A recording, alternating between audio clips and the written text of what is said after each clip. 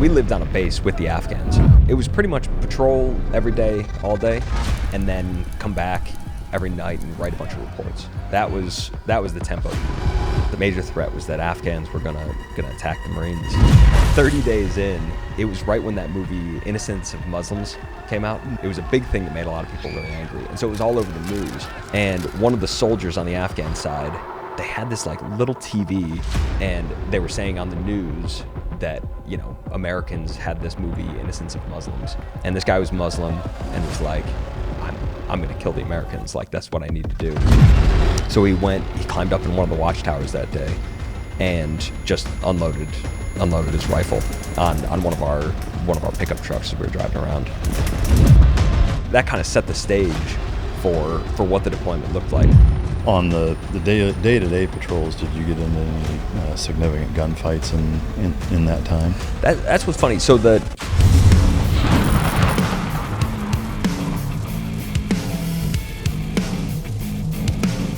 Team Dog, premium meals designed to keep your dog healthy, happy, and strong, to improve digestion, boost energy, and support a shiny coat. Non-GMO ingredients. No fillers, no gluten, no corn, no seed oils, and no soy. Just pure, high-quality ingredients to fuel your dog's best life. It was crafted by experts, made for your dog, Navy SEAL K-9 trainer, and nutritionists. Team Dog Food, where no piece goes to waste. Ladies and gentlemen, as always, it's both an honor and a pleasure to welcome my next guest to the podcast. He was a former Marine Corps officer, Harvard Business School graduate, and entrepreneur. He spent 13 years in the Marine Corps, including deployments to Afghanistan and throughout the Arabian Peninsula, First Recon, Joint Special Operations, and Pentagon Technology Innovation. After leaving the Marine Corps, he founded Cobalt Robotics and then co-founded Foundation Future Industries, a defense-focused humanoid robotics company building autonomous machines for industrial and national defense use. Been featured in the New York Times, the Wall Street Journal, Time, and Newsweek. He's also the author of What If Anger is the Answer, which I'm curious if you found the answer to that. Ladies and gentlemen, welcome to the stage, Mike LeBlanc. Great. Thanks a lot, Mike. Thanks for coming. I sure appreciate you taking the time. I know you brought the whole family here and turned it into kind of a mini vacation, but Texas welcomes you.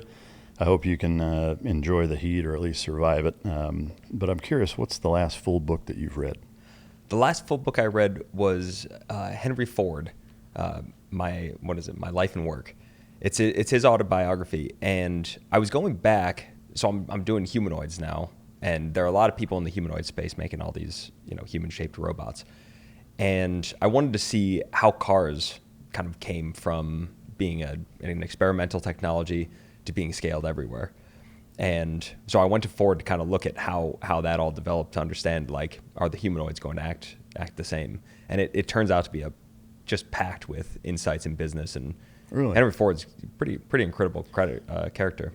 For sure he is. I remember seeing a special on him not long ago, and I was surprised at kind of his maintaining the grassroots aspects of his coming up period of gardening and maintaining land and the museum neighborhood that he built, and it's agreed, and you can't argue that he's one of the most important figures in centuries. To me he's at least Elon Musk level of global impact. Well, and it's so interesting because he's just so focused on work. Yeah. I mean, he opens the book with talking about people that are in finance, and he just hates people in finance.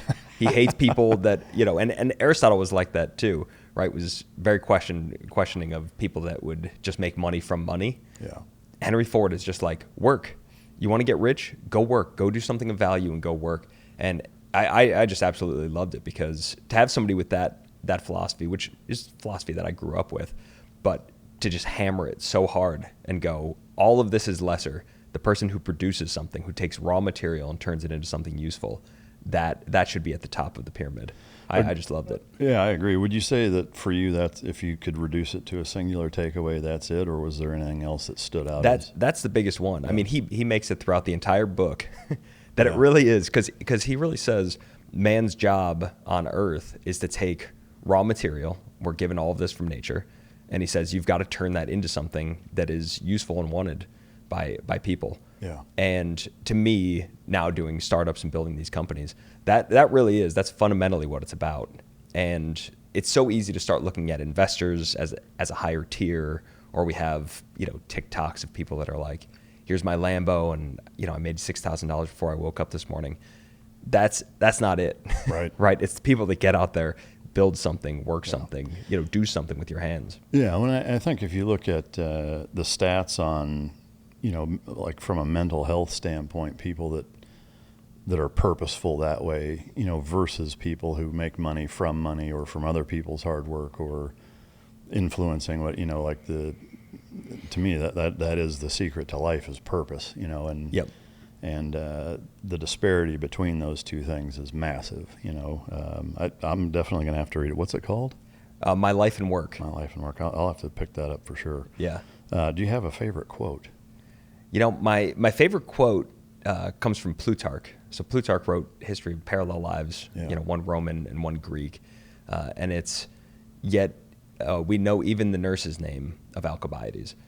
So Alcibiades was this, big kind of polarizing figure in Athens, and he led the Sicilian expedition. So he basically took this whole war and he said, we're gonna take it even farther, right? And we're gonna go off to Sicily. They end up recalling him, saying that they're going to kill him, and he switches to become a Spartan, their enemy, and then wages war against Athens. So very interesting figure. But I love that line that we even know the nurse's name of Alcibiades. So all these other generals, we don't even know their mother's name.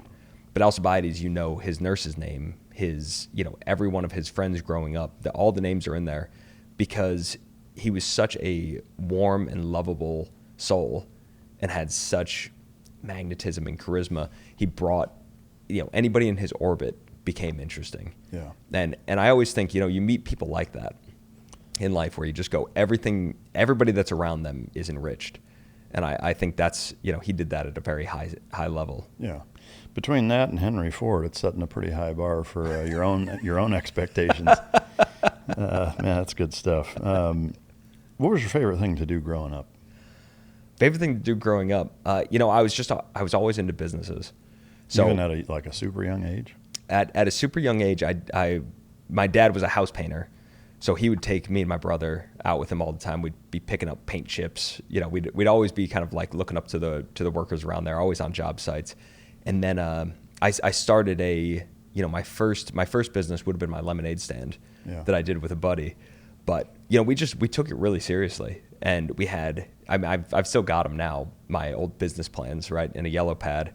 And this must have been third grade, second grade, third grade, of just writing out just page after page, what's our pricing going to be, who's our target customer, where are the locations we're going to go, like what are our margins, like all these things that I don't know. Now looking back, I see that I was intuiting most of what a business is made up of. Yeah. But we just loved it. We would stay up all into the night.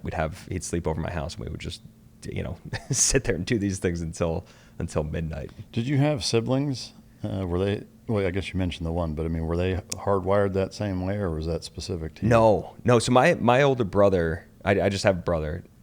He was very into bugs, animals. He's like my son's like stuff. That too. Yeah. He was, he would have hamsters all over the place. Our house stunk of hamsters everywhere that he went. Yeah. Like, he just loved all those hedgehogs and turtles and snakes, whatever we could catch. Yeah. But he and I always got along. So it was kind of a cool thing where we like always supported each other in both those things. Speaking of which, where are you originally from? Ohio. Okay. This is all just outside Cleveland. All right. So a small town called Lyndhurst. Did you play any sports growing up? Yeah, it was just the kind of town where you play every sport. Yeah. So baseball was kind of the main one. I had big fantasies of becoming a pro baseball player. And I even, my wife always laughs at me, but I really think that I could have been a Major League Baseball player. Yeah. Nobody else in the world thinks so. I never had a coach or anything. Yeah. But it's, you just have those things where you're like, if I knew what I knew now of how to dedicate myself to a skill, I could have gotten that good enough. Pretty much everybody doubted Tom Brady, and look where he got. Yeah, that's right. So he was the one guy that believed in himself. I guess his dad did too. But yeah. from a kind of an upbringing standpoint, as it relates to any parallels to the catalyst with which made you end up in the military, was hunting, fishing, shooting, outdoor type stuff with your dad or any relatives, was that a big part or at all a part of your childhood? Well, so where I grew up, we had about 2 acres of woods in my backyard, and that was pretty much my childhood. Yeah. Was, I look at it now because we have, nannies and babysitters and all these things for our 3 kids. And, my parents, they would just go outside. Yeah. And that, you'd get hurt every now and then, have to come in, rest, refit, and get pushed back out. But it was really all spent in those woods. And we had other nearby big forests. They call it the Emerald Necklace around there, of these big forests. And I would go back there with my dad and brother. I mean, we'd go back there all the time and just catch snakes. We were big into like climbing the sides of all these things. We'd bring rope, and my dad would have us at 3 years old. He's always like, my mother would have left him if she saw what we were doing. But he would just climb us up and down these, because he didn't want us to be afraid of heights. That was his big thing. Yeah, I think Mother Nature makes one heck of a babysitter. That's right. I grew up the same way, and we were outside pretty much all the time. And I think I miss that for the current generations. I know there's still some kids that live that way, but not many. And I do wish that they. And I don't know if it's a combination of, I think, Generation X parents viewing the world maybe differently, or thinking like, I don't know how we survived, so I'm not going to put my kids through that. I mean, I think some of it is social media and the ability for strangers to access kids so much easier now. But I think that's such an integral part of, the self-discovery and exploration and learning consequences the right way. For your actions, because they're immediate. It's like if you decide to do things when you're on your own, you figure out what the right answer was every time and right away. And I just wish there was more of that. Do you give any of your kids that kind of autonomy, or is it totally majorly different? Yeah, so we're like very hard on them about no screens. We pay very little attention to school. I just think people get into screens, which you're completely unresponsive to. It doesn't demand anything from you. And school, which is supposed to be a proxy of reality, but it doesn't really come close. So like we call it in robots, you'll do like the AI in simulation and then in reality. And there's always a huge gap. It's the sim to real gap is hard. Yeah. That's from school to work, and from school to life is the same thing. There's a huge sim to real gap. Yeah. So you can be really good at these indoor activities, but then you get out in the real world and you don't understand anything. Yeah. Whereas like try climbing a tree, you're going to learn a lot quick about how the world works. Yeah, man, that's awesome. It's super refreshing to hear that you guys are that way with the kids, because that's very rare nowadays. It's the iPad babysitter syndrome. So what was the catalyst and kind of build up to wanting and ultimately joining the military? Was there a specific moment, or was it gradual? No, so in high school, it was funny. In high school, I got really into pranks and would, I was like, would put laundry detergent in the senior dunk tank. Like, I was just always messing into those things. And I got like, I had mostly A's and B's, but then I would, I'd cut class for certain classes, and there was just no better feeling in the world than when you walked out of those doors in the middle of the day. It just felt like complete autonomy. But yeah, I kind of had this, I didn't know what I was going to do with my life at all, and I thought I'll stay in my town forever. That was kind of the place. My parents both lived within a mile of where they grew up. Right, it was just that kind of town, and I had fortunately this English teacher my senior year, Sally Fine, who pulled me aside and said, you should really look at college. And I was not interested at all at the time, but ended up finding this college, St. John's College, very weird little philosophy school. But that really gave me my opening to finally look at the military, because I didn't come from a military family, that just wasn't a part of what I was looking at. But that started to open that up. Was, I guess, going to St. John's, I wasn't aware that it was a philosophy kind of centered school. Is that where Plutarch and that type of impact on your life was born out of? Yeah. So when you go there, it's a tiny school. I think I graduated with like 95 people in my class.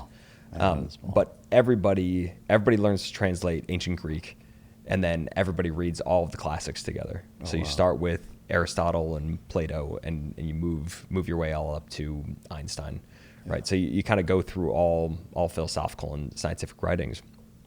But that was your whole freshman year is dedicated to the Greeks, and it's a bizarre kind of upside down world where like the coolest thing that you can do at St. John's is know how to translate ancient Greek.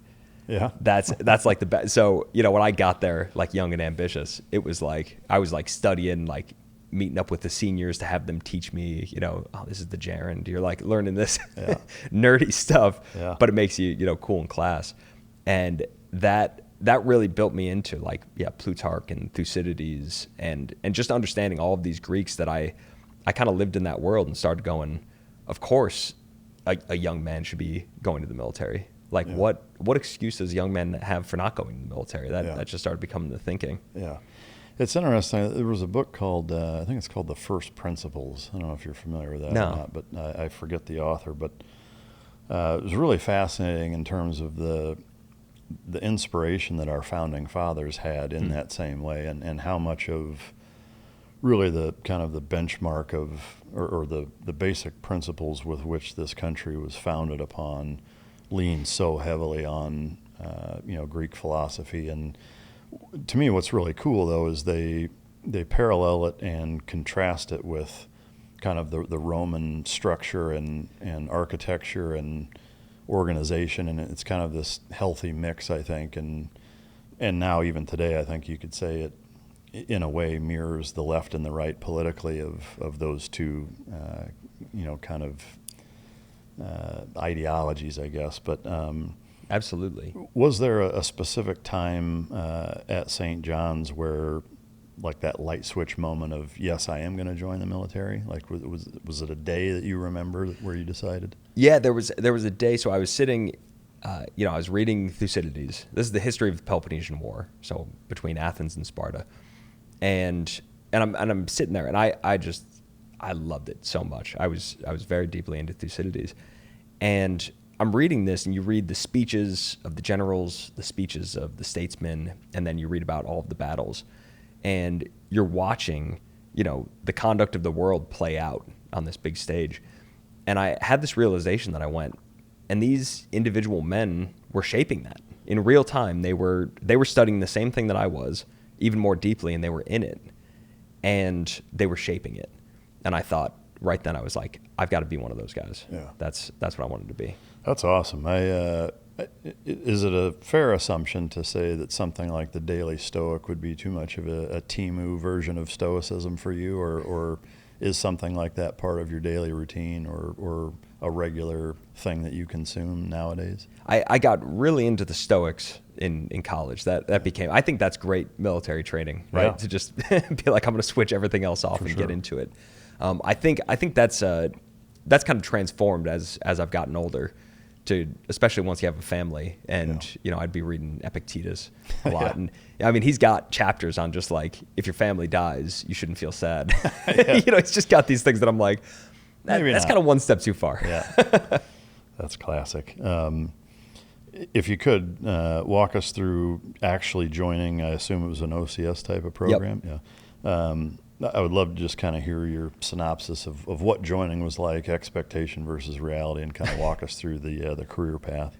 It was so funny. So you kind of grow up thinking that these recruiters are going to try to get your signature on a contract, like they're going to trick you and just be like, here, sign in. Ha, we got you for 4 years.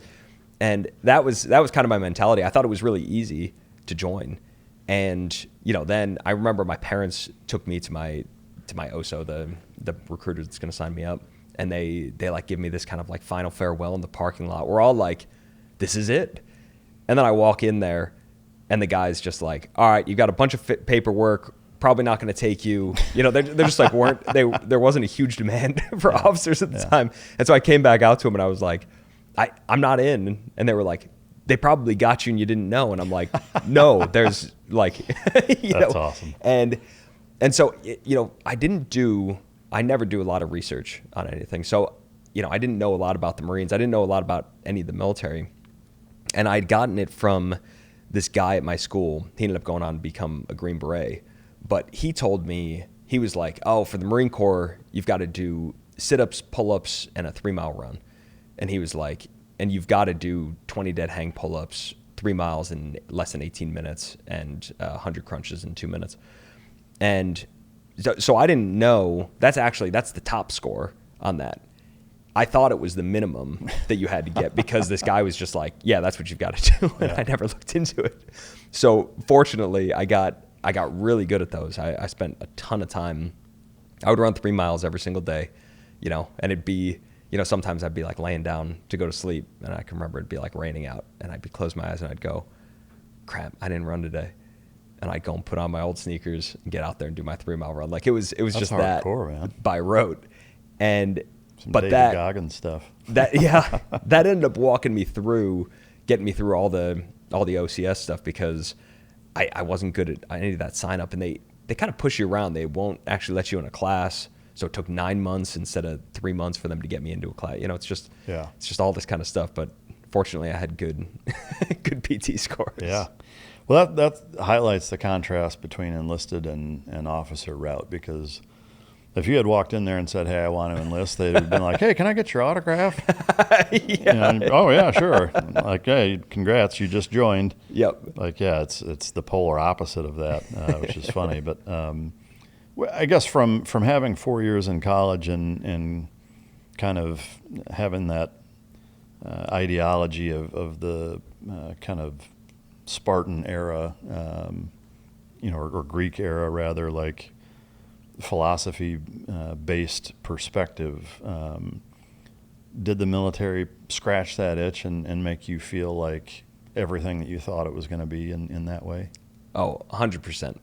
Yeah. I really, to me, I recommend the military all over to young men because I was just, I think that I was kind of disenfranchised with looking at jobs. I didn't know a lot of jobs back then, but I was like, am I going to go sit in a cubicle? What's life going to look like? And going to OCS during those 10 weeks, of our boot camp, I just got so depressed. I hated it. Just, you got your head shaved, you're staring at the back of somebody else's shaved head. And it was in the winter, and you're just like marching and you're just like, why is this what I'm doing? You just get into this depression and emptiness about it. And that to me though is the baseline of being able to build yourself back up. Like it really is this, everybody goes through it. That's why, when you go back to your family, they're all like, you're so different. You have to be completely broken down to be able to rebuild yourself. Yeah. And that's exactly what the Marine Corps did for me. That's awesome. What was your first duty station and showing up? What was that like? So I did like 2 years of training, and it would be, I was infantry and intelligence. So we did like, sniper school. We did, foreign weapons instructor training. I had all these kind of cool courses and was really excited, thought a lot of myself at that point. And then I got orders to 29 Palms, California, which is just complete desert and meth addicts. It's just Marines and meth addicts. Good climbing nearby at Joshua Tree though, right? Yeah, that's right. It's the one bonus.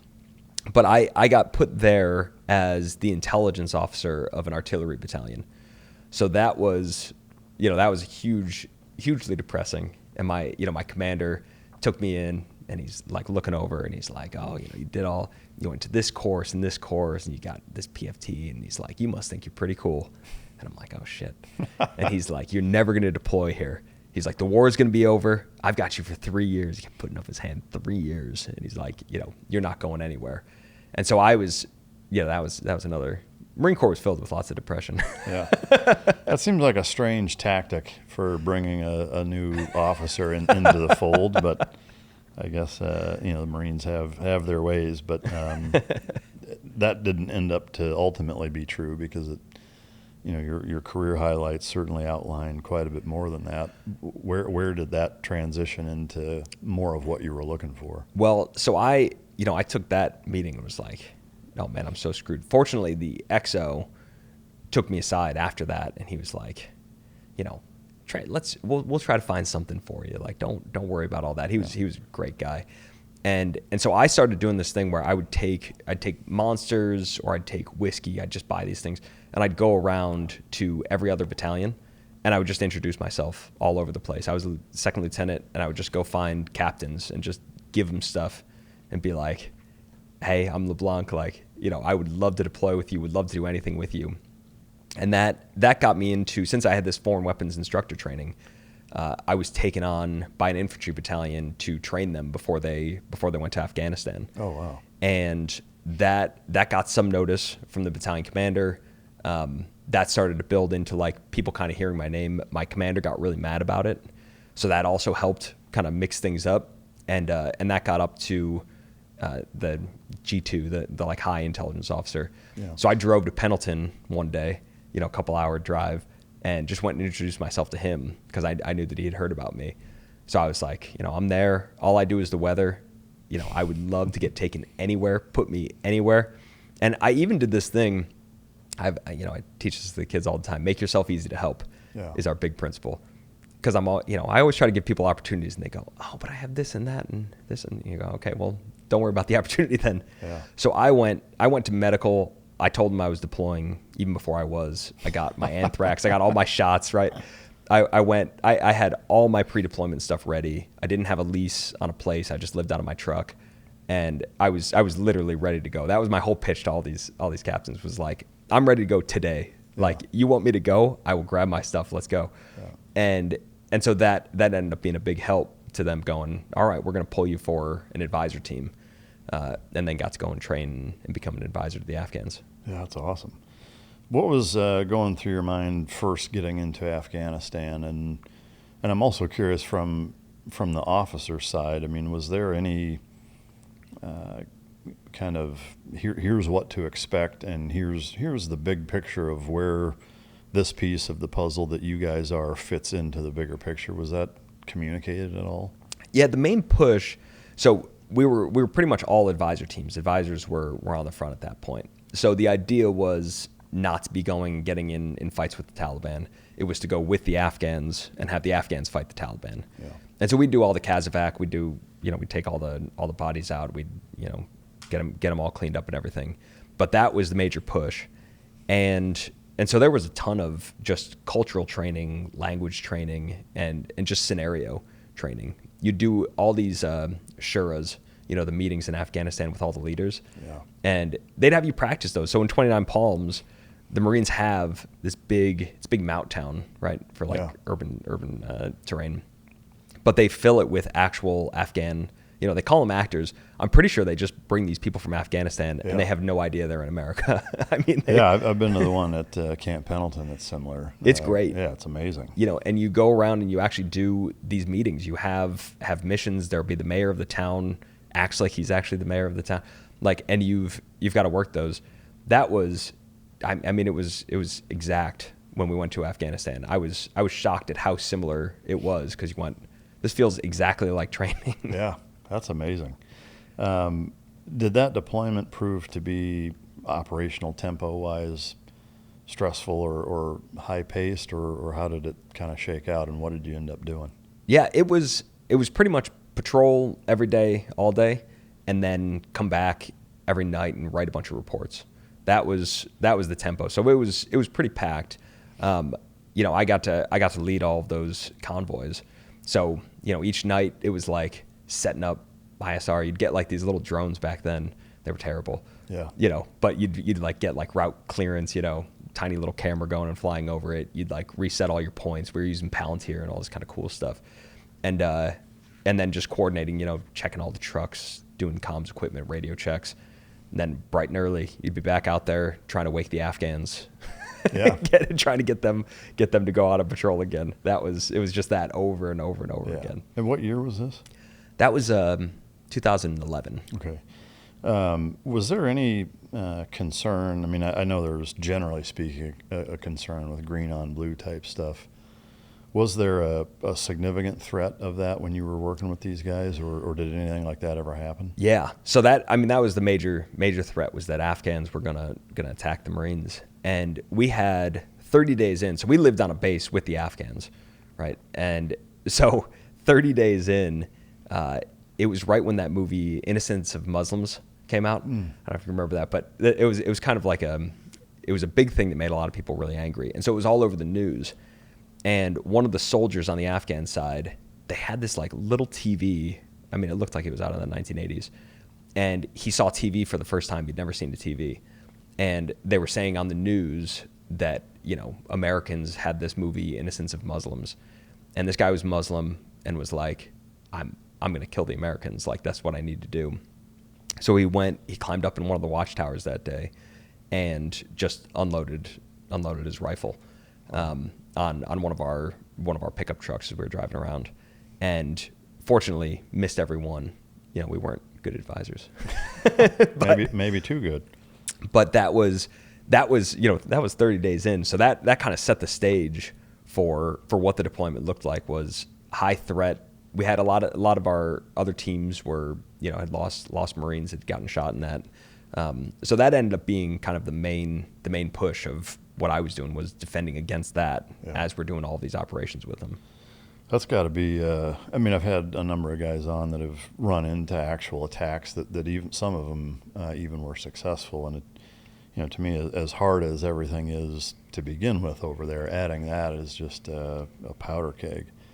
On the day-to-day patrols, did you get into any significant gunfights in that time? That's what's funny. So the gunfights that we would get in were, you know, to us, we had such great trucks and everything. We'd be sitting there, just you'd hear ping, ping on the windows, like nothing. You know, I have almost no photos from Afghanistan. One photo is of me sitting and reading a book, and you know, one of my buddies took it because he thought it was so funny that the Afghans were on the wall in a firefight, and we were all just sitting there so bored because, you know, the Taliban was like 2,000 meters away. Their weapons are effective to like 300 meters. And so you're just getting like nothing, but they were up there for 2 hours, just sitting on this wall, firing back and forth, talking guns.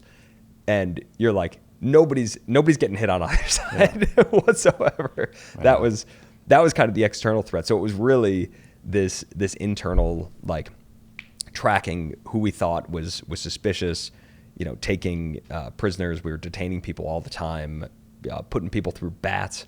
I don't know if you had those systems when you're out there, but it was like, you know, their biometric systems. So you had to take pictures of them, their fingerprints, and see if they line up with other Taliban and everything. Yeah. So it was very law and order, I think, in that way.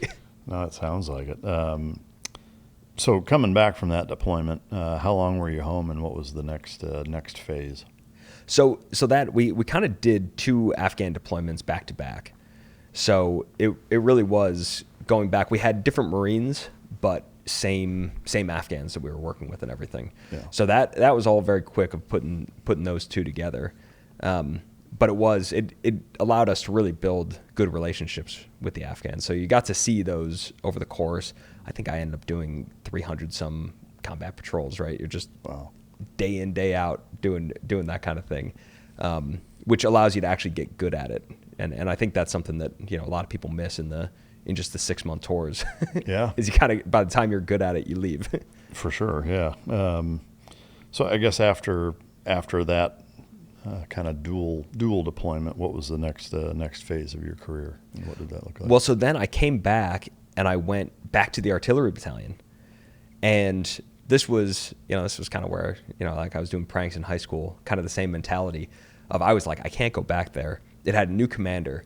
And so when I went back, I checked in and they said, like, oh, this is great. We didn't realize we had an intelligence officer. It looks like we've got you for, you know, another year or something like that. And I said, oh, no, that's not the case, because I'm going to recon. And they're like, what are you talking about? You're going to? And I was like, yeah, I'm going to recon. So I was like, can't have me. And I just threw that out there. I had no connection to anything. But then, awesome. You know, soon I got a call from the monitor who sets all the positions, calling me and going like, this is so screwed up. So you're going to recon. We don't have anybody to backfill you. And I'm like, yeah, you know, it's tough, but you know, if they're, you know, if you can get anybody, I can train them up. Yeah. And so they ended up rerouting somebody from the schoolhouse to come backfill me. Dude, that's amazing. In 29 Palms. Then I got a call from division that was like, we got 2 intelligence officers at this artillery battalion. We don't even really need one. Yeah. Why do we have these? And I said, oh yeah, I think they wanted to cut me out to recon. And they said, there's no slot at recon. So they said, well, you could put in a MARSOC package. And I said, and that was similar thing, our special operations. And I said, okay, I'll do that instead then. And so I signed up to MARSOC and went back to the commander and was like, got him to sign it, and he went, MARSOC, I thought recon. I went, no, MARSOC. It's like start a rumor and repeat it enough times. That's and right. It'll become true. That's if ever there were a case for how powerful manifestation is, I would say seems like you've lived your life that way. What was it like showing up there and going through that pipeline? So then, getting to MARSOC, I was so excited about that, and trained for it forever, and felt really ready. But then, I'd read like all the, who is it? Dick Couch, I think is the guy. Yeah, he wrote like the Navy SEAL book. I read that. I read the Green Beret book. I watched what was it called? There was a Netflix documentary called like Going Through Hell or something like that. I can't remember what it was, but that was exactly like the training. And I studied this thing. I mean, I like to study things in my way. And I watched that documentary a million times, and I knew everything that went on. So then, I go through the course of assessment and selection for MARSOC, and, at the end, I'm one of the top guys, and I'm like, dude, I did it. I'm all excited. But they don't let me in. I'm in the, like, I've got to get boarded. And so I get called into, all of the instructors are all sitting on like these U-shaped tables, and they questioned me because they thought that I'd cheated because I knew so much about how the course worked. And I was running my mouth to all the other guys the whole time. Everybody thought that I was a Lance Corporal. You don't wear your rank. Yeah. Everybody thought that I was a Lance Corporal because I was like cynical, just running my mouth about these things and being like, so fucking stupid. Everybody knows you just need to do this. We're not doing that. This is how we're going to set up the wheels. That's stupid. And, I was so arrogant about it that they were like, this guy had all the answers. But fortunately, one of the guys there, the XO of the training battalion, he had watched the documentary. And so I just kept saying, I'm like, there's an episode on that. Like, I don't know what to tell you. I've watched all this. I've seen all of it. And he kept going like, yeah, that was it. But they, at the end, so they pulled me aside. They didn't let me into MARSOC.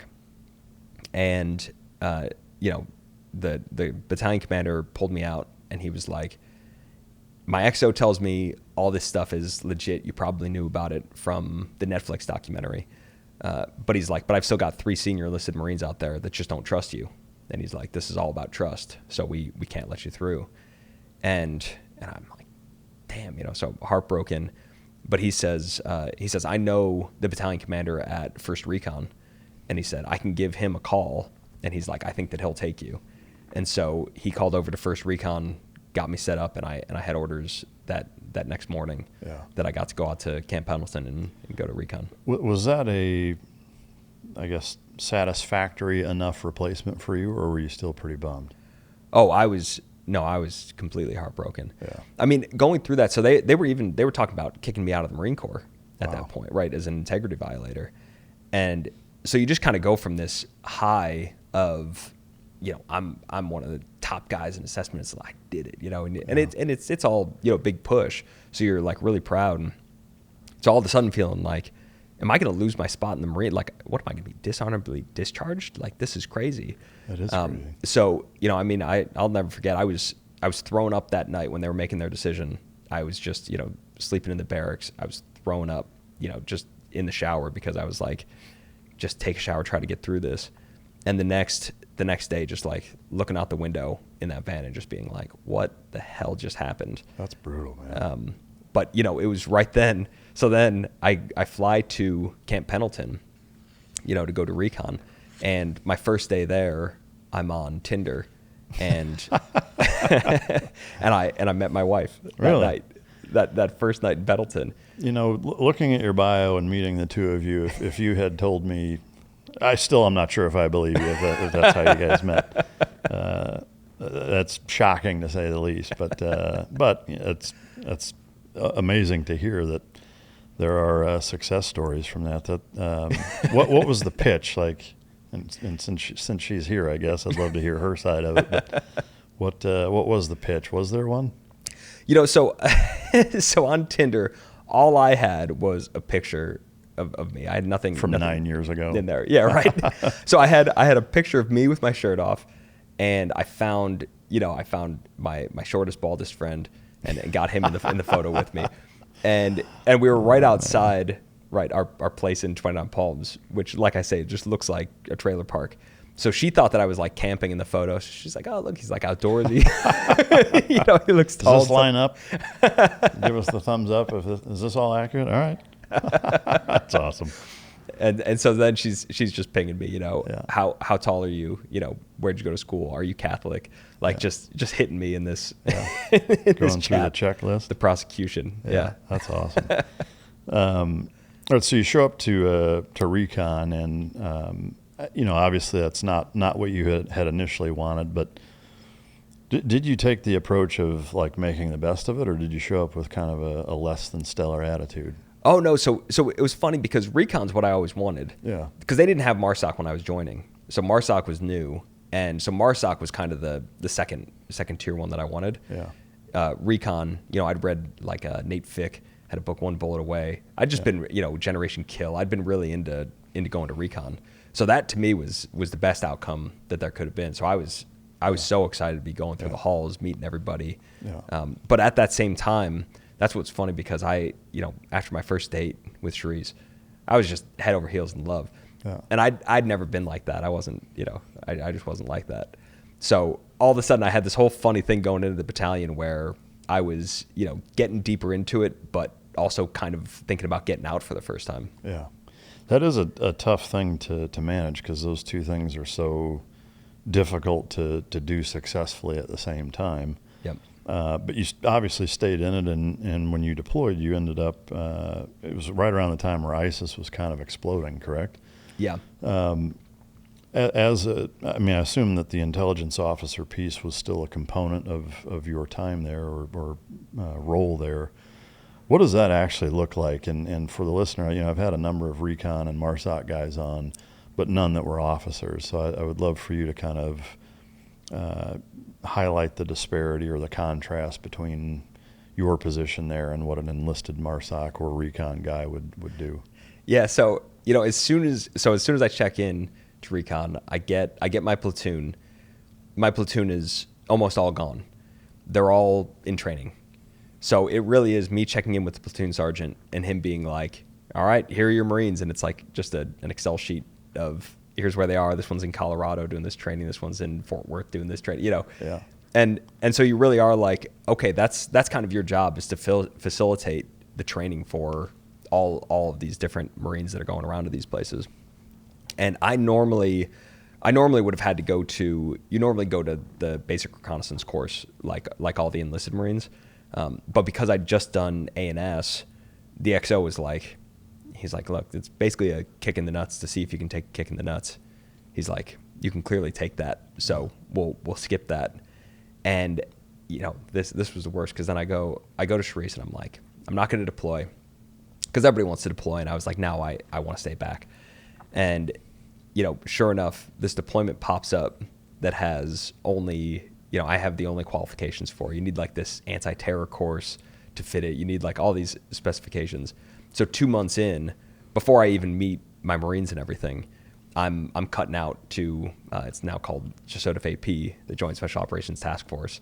Back then GCC, Gulf Cooperation Council, but heading out to Bahrain, and so didn't really get that platoon time. Yeah. and just kind of headed right out to back to the Middle East. Was the time there worthwhile? I mean, was that, would you say, crucial looking back on it for you to have gone through that with the subsequent deployment in time? Oh, absolutely. Yeah. So as I went there, that was another funny one. I was always setting bad expectations for my wife. Yeah. So first I'm like, I'm not going to deploy.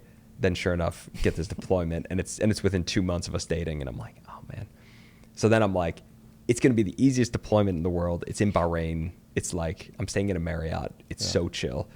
And as soon as I get there, ISIS starts the beheading videos and all this stuff that they're like heading back, so she's got everybody in her life like texting her like, what is this, and we took command of Iraq. So just so GCC took command of that. So that ended up being a really interesting time that I basically ran the like night shift, so it was like the commander all day would be running it from 7 a.m. to 7 p.m. and then 7 p.m. to 7 a.m. It was me in there with this staff of 60 people, something like that, and just doing all the drone targeting. So you're just doing all these targeting packages, you're just reviewing all these things. Half the time you're all in PT gear, you're all like working out in the gym, and then when it's your time to get on the VTC, you like pop on your blouse, and you're like like Zoom meetings during COVID. Yeah. But that really gave me a chance to see like a different side of the military, where I actually got to see what it was like for us to pitch ourselves as taking over Iraq and why we were trying to like sell our capabilities, and then to actually understand how all of these drone strikes were. We put the first boots on the ground in Iraq. So I had to be like on with, I had like congressmen calling because the middle of our night was the middle of their day. Yeah. So I'm like having to take those calls. So it just introduced me to this new world that I just was never privy to before that. You were there for 2 months? No, that was a 6 month. Oh, 6 months. Wow. Yeah. So when you came back from that, I mean, I assume that your platoon was all back and formed up and whatever. How was that going back in, not having gone through BRC, but having gone through the MARSOC selection successfully, essentially? Was there any kind of side-eyeing of the team looking at you like, who's this guy? Like, no, so when I came back, my platoon went to a guy that I'd gone through infantry officer course with, a guy who's twice the officer I ever was. He's coming on to become battalion commander of First Recon right now. Wow. But Scott Williams, he was just an incredible guy. He took over the platoon. Oh, okay. And he had been enlisted for like 10 years. He had been, I think he was recon when he was enlisted. So he was like the most respected guy on the planet to go into there.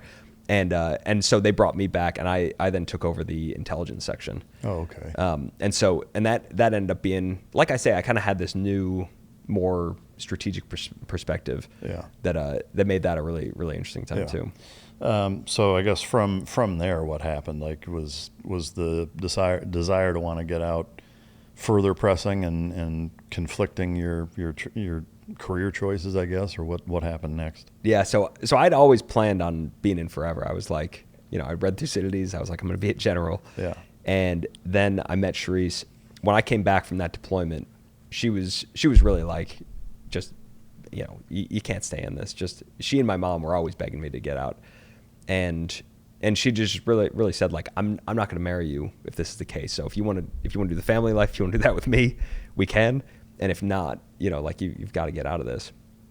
And so that was kind of the big push that, over the course of months ended up taking root. Yeah. And so that I kind of came back to First Recon and said, like, I want to start transitioning out. Yeah. Did you have a plan that if you were to, I guess as you look back at, from sitting here right now, is where you're at now, was any of that in your mind at that time? Or what was your plan in getting out, and how does it contrast from how it actually went? No, so I had no plan whatsoever. That's awesome. And which this is was a first for you, it sounds like. Yeah, especially coming up with robotics was like really bizarre. I mean, I have nothing to do with robots, right? It's not like I grew up. I'm not the guy that was taking apart his vacuum cleaner and putting it back together. Yeah. It's like, so I got out. So then I'm like, all right, I'll get out. And then I was thinking, I'll get out and I will just do the most boring civilian job. That's fine, and I'll have a family life. But I apply all over the place. I put together my little resume. All the military resumes are horrible. You're trying to make it sound like management. You're basically trying to take yourself from being like a cool military leader and make yourself sound like a boring middle manager that people would understand. And I applied all over the place. I'm interviewing over and over again, and I'm just getting turned down left and right by everybody. And my only criterion for a job was $60,000. I wanted $60,000 a year. I was like, I don't care if I'm cleaning toilets. I don't care if I'm anything. Just give me $60,000, And I was like, I'll work my way up. But just couldn't get a job anywhere. And, for the first time I was like, all right, maybe I'll go back and paint houses. My dad was a house painter. It's like, I can always do that. California makes that pretty tough. There are like regulations and licenses and, nonsense that you have to do to get it. And so we were just looking pretty screwed there for a while. And we were getting married at the time. So we flew to New York so that my wife could see her maid of honor and ask her to be a maid of honor and everything. And I'll never forget, on that flight, we had, again, yellow pad. We're always at a plan, and she and I are just always doing all this together. And we were writing out $100,000 was just like central on this page. And we were like, when I retire, I'm going to be making $100,000 per year. We were like, I'm going to be making six figures. That is the goal. And we didn't know how we'd get it. We were like, that sounds far off. No idea how we'll ever make that. But we land in New York, and her friend is in this beautiful apartment in New York. And her friend comes from Kosovo, like war-torn Kosovo. Her friend came from nothing. And so we're like, Rena, how do you have this beautiful apartment? How do you have all this? And she's like, oh, well, I work at Citibank now, and I'm an investment banker. And we're like, how much do you make? We got no tact. We're like, how much money do you make? Like, she was like, oh, it's not what you think, low six figures. And we're like, well, like 100,000, like 102,000, and she's like, oh, 200,000. And we'd never heard of anybody making that much money in our lives. We didn't even know to aim that high.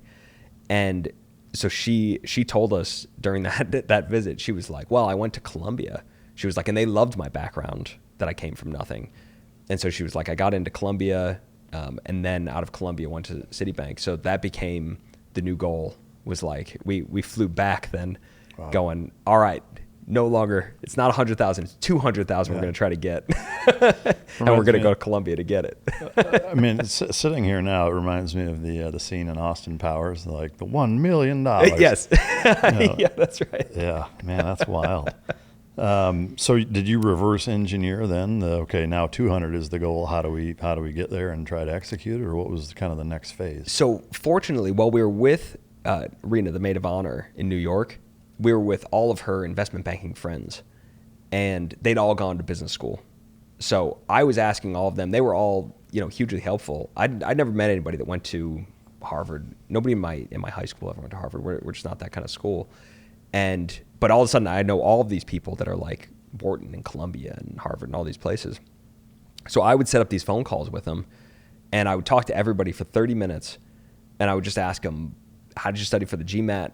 What did you put in your application? What was your essay about? Just 30 minutes. And then last 5 minutes, I'd say, is there anybody else you could introduce me to?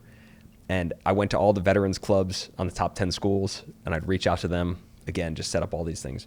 And I did, 50 or 100 calls with people.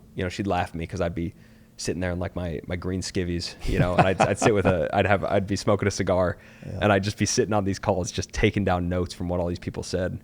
But, I really learned by talking to all these people how you study for the GMAT, how you put an application together. So many vets just offered me their applications then, and they'd say, I'll just send you my essay, Yeah. So I ended up becoming kind of like an expert on all of this stuff about how to get into these schools. Yeah, that's amazing. So you apply, I assume, got in then. How long did that whole process take? It took probably a year and a half. So what are you doing income-wise in that year and a half? So I was at the G2, so intelligence, higher up. Okay, so this is while you're getting out. This was while I was getting out, and those guys were great because it's, they know that that's nobody's dream job in the Marine Corps. Yeah. So you kind of check in, and I was like, this is me. Like I'm wanting a little slower time because I'm going to be getting married. I'm going to be getting in business school. So great, just great support from the leadership there of being like, study, sit there and study, and so I just worked that GMAT over and over again. Yeah. And so that that ended up being this time again of just put my head down and hundreds of hours of GMAT practicing. I imagine it's similar to like the MCAT or the LSAT, but for business. Yeah. I mean, is it? Yeah. And I assume that that amount of preparatory time is warranted and needed to be successful in passing it or doing well enough to get accepted to Harvard? You know, when you meet other people that go there, they're all like, there's not that much you can do to study. You know, I just kind of took it. I think they're just, I don't know. I think their brains just work different and they're just really good at that. Yeah. For me, it was, you know, I couldn't get my score up in that forever. I mean, when I first took it, I had like a, you know, low 500. It's out of 800. You know, you're like, I was really bottom of the totem pole. And, you know, it's basic arithmetic and things, but it's hard. Yeah. It's like, it's under time pressure. Yeah. And you're like, this isn't what I do. So it really was. We had my wife hired somebody from UCI in Irvine. So this like 19-year-old girl would come over. So I'd come back from work in the Marines at like 9 p.m. My wife would hand me a dinner. She'd cook me a dinner and my backpack with all my school supplies. And I'd go with this 19-year-old girl for her to just teach me like basic tricks of, you know, figuring out the area of a triangle. Well, nothing like a 19-year-old making you feel dumb after being a Marine Corps officer, right? Yeah, that's right. No, I can imagine. I would be in the same boat. Like, for sure, would be a challenge for me, I would imagine. But so in terms of from the time you got out until you got accepted, was that a pretty short window, or did you get accepted while you were still in? Or? So then, I got accepted while I was still in, and that kind of opens up this whole new problem that you have of like, now what? Yeah. Right. And I always think about an MBA, like a top MBA like that, as like a star that you'd get in Mario. Mm-hmm. You remember you'd get like the star in Mario and you can go and no enemies can touch you for like a little while. Yeah. That's kind of what the MBA is. And so I thought, okay, I've got limited time. And so, you know, my wife and I would just sit there plotting and planning of like, what are we going to do? Who can we talk to? And so again, I just kind of went to calling all of these same people that I'd talked to help me understand how to apply. And I started asking them, what do you do? What are the jobs that you could get? What's really good? What's bad? What's middle? And I remember we had this piece of paper where, you know, first guys would tell me like, it's all consulting or investment banking, you know? And so I wrote that on a sheet, consulting, investment banking. Then, you know, you talk to the next one and they'd go, oh, it's going to be, you know, McKinsey, Bain, or BCG are the big consulting ones, maybe Deloitte, you know, and then you want Goldman Sachs, Morgan Stanley, JP Morgan, and you're like, all right. So I start drawing my little web. And, you know, pretty soon through these conversations, I would just keep redrawing the same sheet. But I had it all filled out of like consultant, general management, and finance, and all of the branches out that you could do, hedge funds and private equity and all these things. So I started having a pretty good understanding, but that's really, I just used that time to meet a million people that had done it, to just ask them like, where do you make, you know, the most money? That was where we were like, where do I make $200,000? Yes. That was the question. You know, it's funny because when you get to Harvard, they ask everybody, you know, why did you come here? This was hard to get into Harvard. Why did you do it? And everybody goes, the impact. I wanted to have an impact on people's lives. You know, I was always like, you're looking around like, oh, I wanted the salary. Yeah, I'm like, if you want an impact, go become a kindergarten teacher. Yeah. Like nobody's going like, you know, thank goodness I had my congressman, or thank goodness this PE firm was around, you know, or else I wouldn't become who I was today. Yeah. But for us, we wanted that money. Yeah.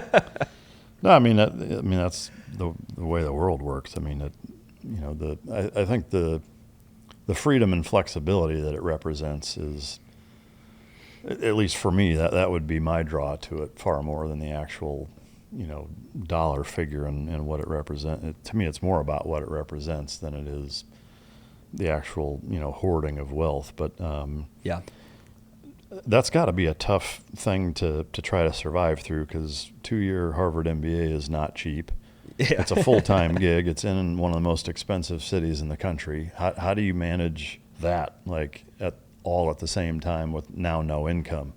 So then, you know, you can see my whole life is about me not really knowing where I'm going, and then somebody saving me at each turn. And so we're like a month in, and I get a call on my cell phone from an unknown number, pick it up, and it's this guy. He's like, "This is Timothy T. Day." You know, it's like all aggressive and stuff. And he's like, "I want to fly you and your wife out to Hawaii this weekend." And he was, it turns out he had been a Marine, and then he had gone to Harvard. He was in his 70s then, I think. No, he was in his 80s, I think, then. And, so an older guy made, ton of money with Bar S Foods, a hot dog. They would sell hot dogs. And so he's like, we want to fly you guys out to Hawaii. And I was with my buddies at the time, and they're like Googling him, and they're, giving me the thumbs up and stuff. And I'm like, okay, all right, we'll head out there. So we had my son back then, find babysitter for him. We fly out to Hawaii, and all of a sudden we're getting like a tour of Pearl Harbor with the base general of the Marine Corps. We're like going to a luau with all these generals and stuff. And I'm like, man, What's hey, look, happening? I made it. Like this is this is the new thing.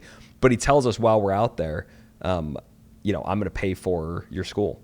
Wow. So it turns out he picks 2 Marines that are going to Harvard every year, and they do this whole interview on you. You don't know it, but they go to all of your commanders in the Marine Corps and interview all of them for all of the Harvard guys, and they decide who they're going to pick. And I got it. So I got it out of not knowing. We had no idea how we were going to pay for this, but we're like, we'll figure it out. Yeah. And sure enough, Tim and Sandy, they. That's amazing. Yeah, they pay for this whole thing for us. Wow. That's incredible. I mean, that's a winning lottery ticket. Yes. I am curious from, like, everybody's, I guess, perspective or their kind of interpretation of what Harvard is and what it's going to be like. And obviously getting in is excruciatingly difficult. Number one, I mean, when you're in that position, obviously your background of military service and professional accomplishments outside of education dwarf most of your competition, I suspect.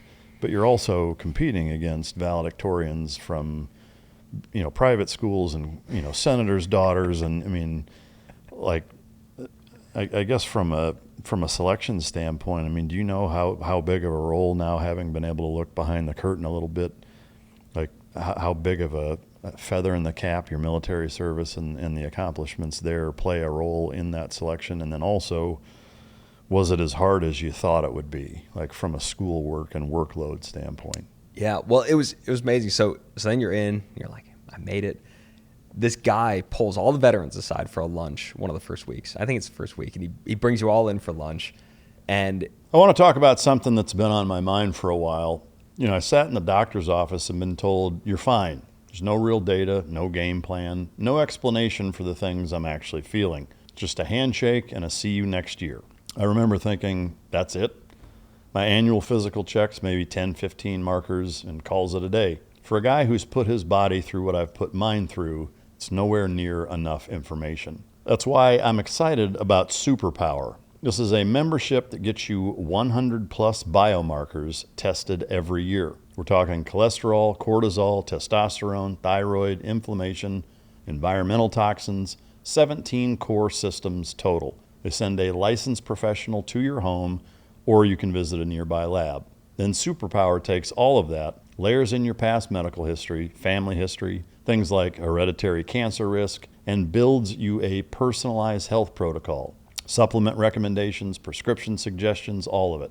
And it tracks it over your lifetime, so every test builds on the last. You're not getting a one-time snapshot, you're building real data over time.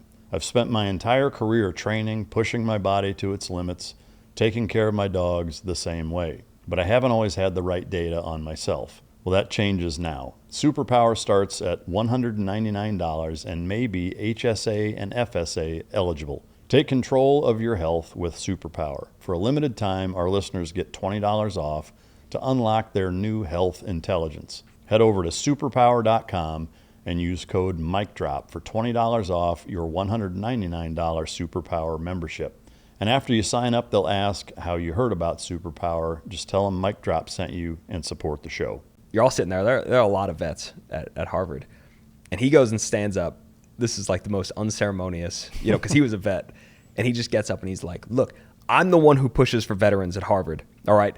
I am the reason that every one of you is here. And he goes, the whole point of you being here is that you can teach leadership to the other people. They have been individual contributors. They have more knowledge than you, but you know more about leadership. So he's like, if you don't raise your hand in that class and start telling leadership stories, if you don't start telling other people how they can lead and what the challenges of command are, then you are screwing the veterans to come. And then he's like, I'm done. And he just like walks off. Right? And we're all like sitting there with our lunches like, oh, okay. Yeah. But that's kind of the push that they have. And it really, I think that really set me up for success though, because it made me go, all right, that's what I'm here for. That's my contribution. And everything else is learning. Yeah. And it was tough. All of it was tough. Yeah. I didn't have an easy time with it. But after the 2 years, it was amazing because when I started my company out of there was nothing that we ran into, from raising money to making sales to building a robot, any of these things that were surprising to me. Yeah. Like Harvard really covers enough of everything that you feel like I have some familiarity. I'm not totally new here. So it's given you the both education and confidence to really be able to do anything in the entrepreneur space, which is, to me, both refreshing and almost a little surprising to hear, because so much of higher education now is not that. It's Right. a piece of paper, and I think most both undergrad and masters, and even further, unless it's a specific doctor or lawyer skill set, engineer maybe, are largely useless. Yep. So that's really neat to hear that it actually did what it was designed to do, which is kind of sad, that's surprising and refreshing to hear, I guess. But all right, so when you graduate, do you remember how many applicants there were and how many? Because they only accept a few hundred, right? Or it's less than 1,000. Yeah, it's less than 1,000. I'm not sure what it is, but I know that it's really tough. I think it's probably 5% or something like that. Yeah, because there's tens of thousands of people apply for it. Man, that's amazing. What was the timeline like from graduation until starting your own company and then ultimately getting into Pentagon and robotics and kind of the defense space, if you will? Yeah, so during that whole time, so I was still in the reserves, and then it was great because I got this gig at the Pentagon where I really got to start looking at new companies. So I was put in DIA first, and then went to like the J2. I had like a whole weird little intelligence thing at the Pentagon, but then I was in a meeting where they were talking about electric tanks, and our electric tank's a good idea. And I was a captain at that point, like a senior captain, and so nobody cares about you whatsoever at the Pentagon.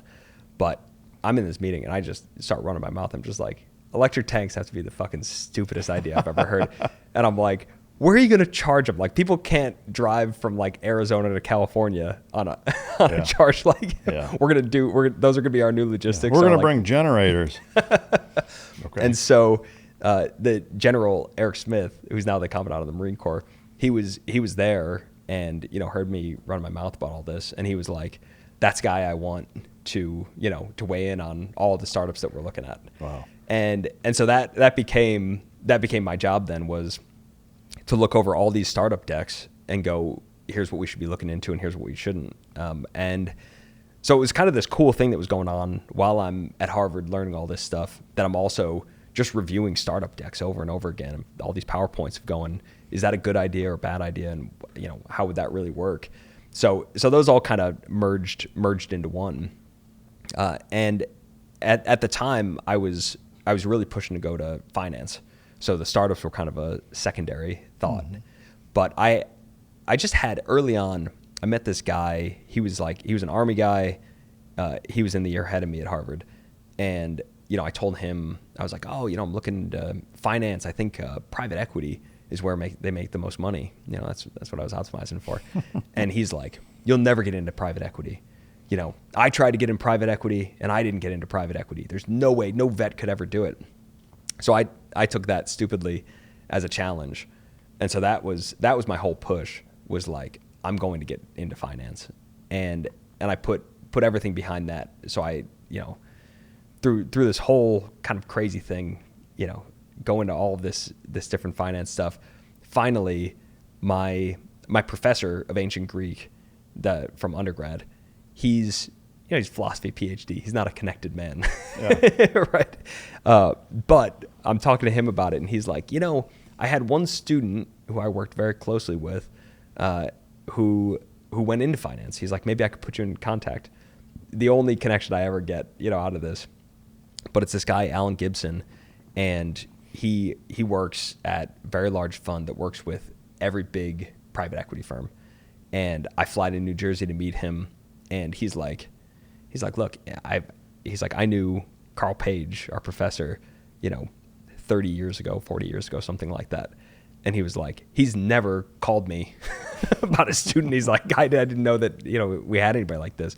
So he's like, I'll introduce you to anybody that you want. And he walked me through the doors at TPG and Blackstone and Cerberus and all these big places, and got me offers in private equity from those. Wow. So that was this one where all the other students are watching me not able to make a financial model and being like, how the hell did this guy get these job offers? Yeah, that's wild. I guess before we get into kind of the next phase, I am curious, your time at the Pentagon. I mean, I'm always fascinated by both the disconnect of what the military in a number of instances spends money on and how much they spend it on, and also the time that it takes for them to adopt new technology and work with, whether it's startups or just new things coming in. Was there any behind the curtain realization that you had there as to why those two things seem to plague the Pentagon and the military so badly? Yeah, I think it's still the same thing that we're running into today. It's like corporations do this too. They start to hire innovation teams. They go, we need to do something at high up. They're like, we need to do something about this. Therefore, let's make a committee, right? And the committee is going to look at all the different startups, and they're going to pick the best ones. They're going to test them and then implement them. And on paper, that sounds like a very responsible way to set all of your resources. But then you look at Ukraine. So I've been going back and forth from Ukraine this year because we're selling robots out there. In Ukraine, it's the opposite. What they've done is they've pushed down the ability to buy things down to like pretty low commanders, which are still, I mean, a battalion commander is a high commander, right? To the Pentagon, they think of them as, that's just, tiny peasants. battalion. But these guys, they've been through it. They still know what it's like on the ground, and they've pushed all the decision-making authority to them. So they can just try stuff on the battlefield. And as somebody likes it, more battalions will buy it. And if they like it a lot, they'll buy a lot more. And that, that's gotten them, their front lines are covered with robots. They have tons of new software. But that was a great way to develop it instead of what is this, more seemingly prudent idea of let's have a test bed for all this kind of stuff. Wow. You'd think that we would A, realize that, and B, fix it, but it's decade after decade. It's the same slow creep type of mentality. All right, so moving into the next phase, did you get into private equity for a while, and is that how you ultimately ended up starting a robotics company, or how did that transpire? No, so then I'm going to take the job offer at this place Cerberus, because they'd offered me a VP position. I had like senior associate at the others. Right out of college. Yeah. And the senior associate positions, you still have to do like a lot of financial modeling. And even though I sold myself in the interviews as like, I'm a Marine, I figure out how to do anything, I knew those were going to be pretty tough. So that VP position, I was like, that looks a little better to have a couple other people really working the models. And so, I went to New York, meet with all those guys, and they're all telling me, like the guys are literally sitting in the meeting with me going, you shouldn't accept this job offer. They're like, you should go be a leader in a company. You should go lead a company. Because they were like, if I were you, that's what I would do. And I'm like, nope, I want to come here. Like, I'm going to do private equity. They're like, all right. So they had, oh gosh, I'm blanking. But the DynCorp. DynCorp does all like the food in the Middle East and stuff for military. DynCorp was one of their portfolio companies, and they had a general on that board. So they said, well, why don't we get your offer letter all ready, and you come, in a week, and come meet the general. We'll all do dinner. You can sign your offer and do that whole thing. During that week, I got a call from a friend that I'd made at Morgan Stanley when I was an intern there, and he was at a hedge fund, and he calls me and says like, I've got these 2 roboticists. He's like, they look great, but they need a business guy, and they need like a business military guy ideally. He was like, I just got done talking with them. He's like, they could be incredible if they had you. So I said, all right, let's link me up. And, I took that, flew out to San Francisco that night.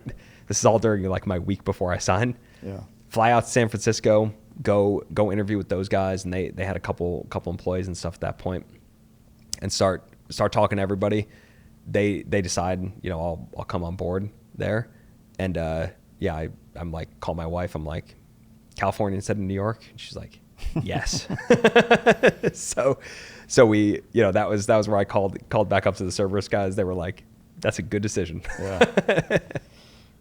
How was that then, I guess, transplanting cross country and then ultimately starting? Like what was the path once you showed up getting into kind of what you're doing now? That, it was everything from there was so difficult because Harvard had been really fun. You're like studying late night. You've got your friends there. You're all kind of doing this stuff together. Getting into startup life of like finding all this funding, pitching investors, and then you've got all these promises that you've made to investors, and you've got to get all these robots out, like all these things. It's you kind of just have all these problems right at the beginning. And, I think for us, like we had, I had my son and daughter at that point. We had another daughter on the way, our third. And, one of my Marines came, one of my old Marines came and drove all of our stuff in a truck cross country from Boston to San Francisco for us. Yeah, that's huge. And we flew out there. We're like, I started, we started the company before I left Harvard. So I missed graduation because I was already, working it and already deep in it. I had audited a bunch of classes, to kind of lighten my load so that I could do more work on the company. And it just became this, it was like Afghanistan again. It was a place that you just put all of your intelligence, all of your attention. And, I'm just flying all over the place trying to sell these robots, trying to make this thing happen. But it's, you get extremely exhausted through it. You've got kids at home, my wife in a city with none of our family and no support there and everything. And so you're dealing with all of that as you're trying to hire on all these new employees. You've, already got engineers that you're like, they shouldn't really be there. We made the mistake of hiring for, talent instead of character. So you've got really brilliant guys that are, socially awkward and just, I wish they were just socially awkward. It's like they hate success. It's just like they hate customers. They think that customers ask them to do low things. They want to work on research, and so you're just in fights all day. I was just in fights from morning to night of just like arguments with engineers. Go and try to persuade somebody to buy this thing. Come back. You've got like the kids crying, and I'm like trying to handle that whole thing, and so it's it's really tough. I mean, we push to our kids all the time, but like who you marry is the biggest decision of your life. Yeah. Right. And like my wife and I during that time, it is just like we're both putting everything in, and that's founding a company. That's what it's like. It's a full contact sport. It's not there's no checking out of it. It takes all of your friends, everything you've learned. It takes your whole family to really do it together. And how old are you at this point? I was probably 33, I think, when I graduated. I mean, obviously, yeah, that's a huge strain on a marriage, a family, and you yourself. Did you have to work through hiring and firing engineers and other people, and I guess what ended up happening from that point to, again, I guess where you're at now? Well, so we had, at the company, I wasn't involved in a bunch of stuff that I should have been from the beginning. And so we had this big sales team. We'd hired all these salespeople, and we hired all these marketing people. So I think it was 26 of them total, sales and marketing. And they were just handling the whole sales, and I was just like, all right, that's sales, right? Go do your thing.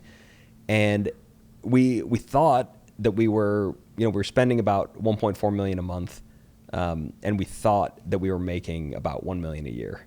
And we were like, all right, we got to that point though. We've got $1 million. We've got to get this up. And I'm going through it one day, and I start going to to our lawyer, I start going, well, where are the contracts for all these things? I got to see all the contracts. And he goes, we don't share the contracts. And I'm like, with me? Like what do you mean? And he's like, no, we don't, we don't show all the contracts and everything. And I'm like, this is freaking crazy. So, I bring him and my co-founders, into an office, and I'm like, if I'm supposed to deliver services on these, how the hell am I supposed to do that without knowing the service level agreement, like the part of the contract that says what you owe them to do? And so he's like, there are no contracts. And I'm like, what do you mean? So then we got the sales guy in there. There are no contracts. What they've done is they put out pilots.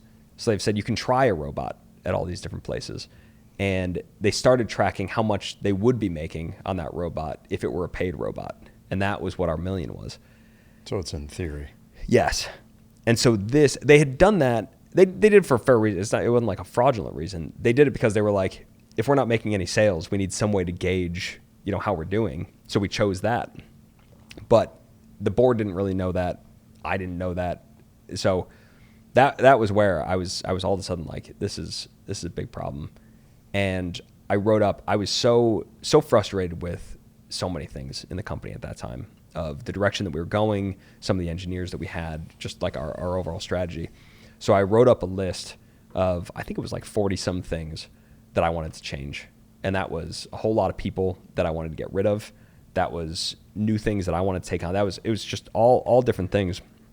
And I went to my co-founders and just said like, I was like, one, we're telling the board tomorrow about this. I was like, I don't want there to be any gap between me finding out that this wasn't real versus reporting it to them. I was like, that we're doing that tomorrow, and I want to do these 40 some things or I'm done. And I can't take this stuff anymore. This just proves it. And so they're like, we talk for hours about it. They nix maybe one or two of them, but they're mostly on board that they're like, yeah, that is the smartest thing to do. And so we go in the next day, we tell the board, we end up going to the company. I think we had 70 people at that point, and we got rid of, I think, about 40 of them. We went down to about 30 people and got rid of all the salespeople, all the marketing people. And I took over all of our sales calls with just one of our engineers. So it was just me and him that did. The most personable one. Yeah. Well, he was a brilliant, intelligent guy, young guy, but he knew all about the robot. And I was like, I know all about what the customers need. Yeah. So we just hit that together, and soon out of that kind of birthed the new company. Cobalt. That was all Cobalt. Yeah. Okay. Yeah. I mean, to me, it's baffling. I mean, if my math is right, I'm not the arithmetic guy, but like 15 million a year is what your overhead is, and you're making basically nothing. Like from a pitching investor standpoint, I mean, how do you, I guess, silver tongue BS artist your way into getting hedge fund guys or PE or VC guys, whatever, whoever's funding it, to throw that kind of money at something that's set up that way? Like, how do you pull that off? So it's, and this was probably the biggest thing that I learned at Harvard, was that venture capital looks very stupid from a house painting perspective. You're like, yeah, okay, you're spending more to paint houses than you're making painting houses. Like, that's not a business. What venture capital is doing, they're putting like $1 million in to 10 different companies. And what all the companies have in common is they've all got a huge addressable market. So if they can make it, it will be everywhere. So it's an attrition thing. So they're like, if even one of these pays out, yeah, it's going to cover all of the rest and then a ton more. Yeah. And so they've all got that big, total addressable market, the TAM, and they've got a team that they think can pull it off. Right. So with us, we were going after security guards. Allied Universal at the time was one of the top 3 employers in the world, right, with Amazon and Walmart. Mm-hmm. So they have so many people, and you're going, when was the last time you saw a security guard do something hard, right? A robot can do that. And that was the pitch, was if we can start taking over those security guard positions, this will be so massive, it'll pay off all the rest of the cohort. Yeah.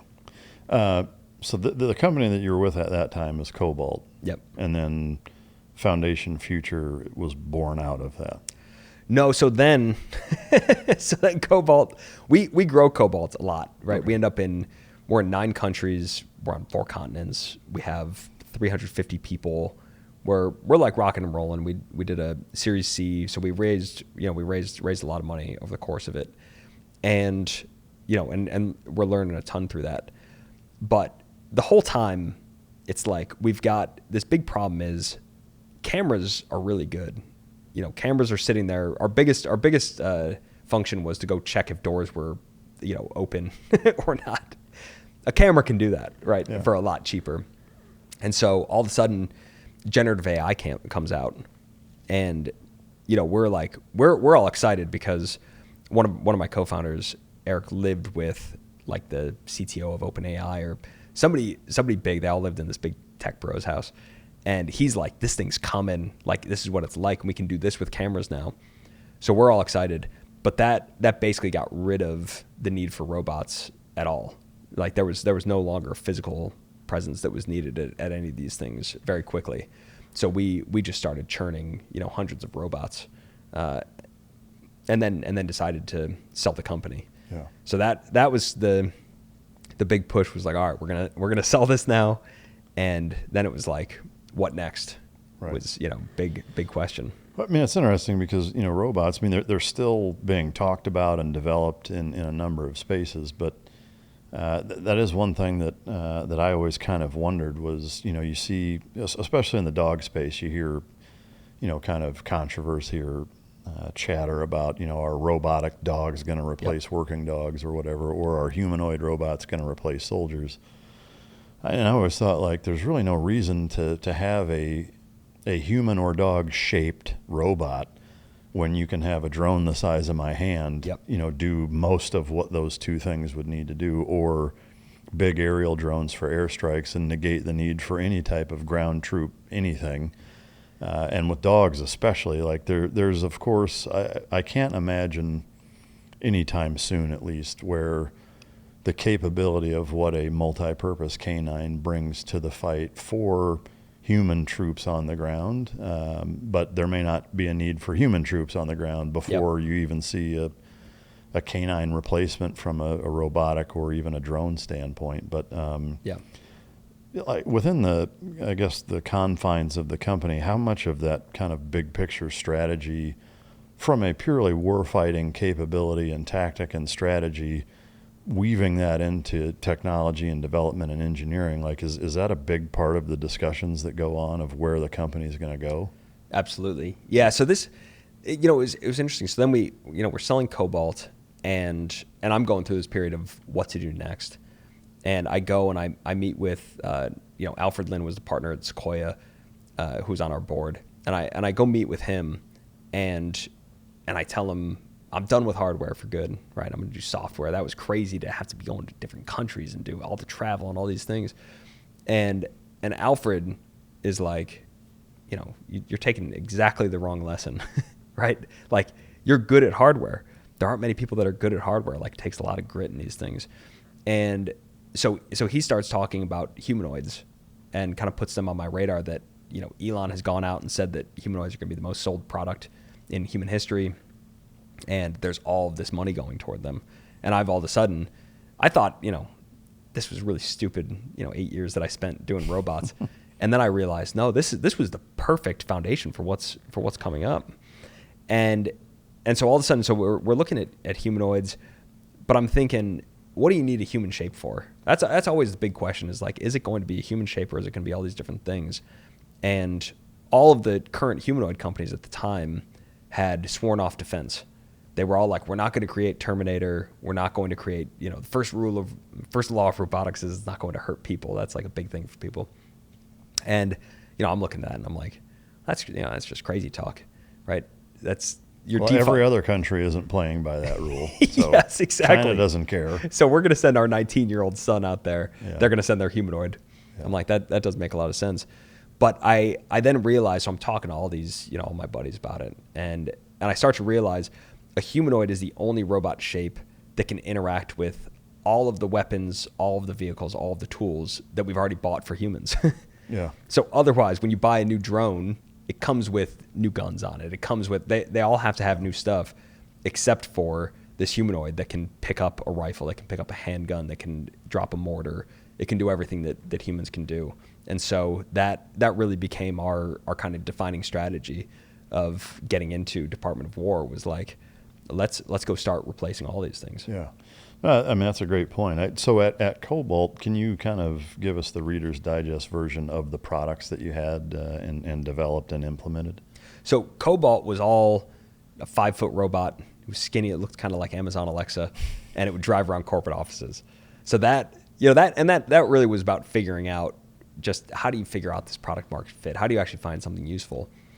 For Foundation, we then create, a humanoid robot. So we've got a human-shaped robot that can do auto manufacturing and things like that. So we do a lot of just pick up a part, give a quality check, and pack it for somebody.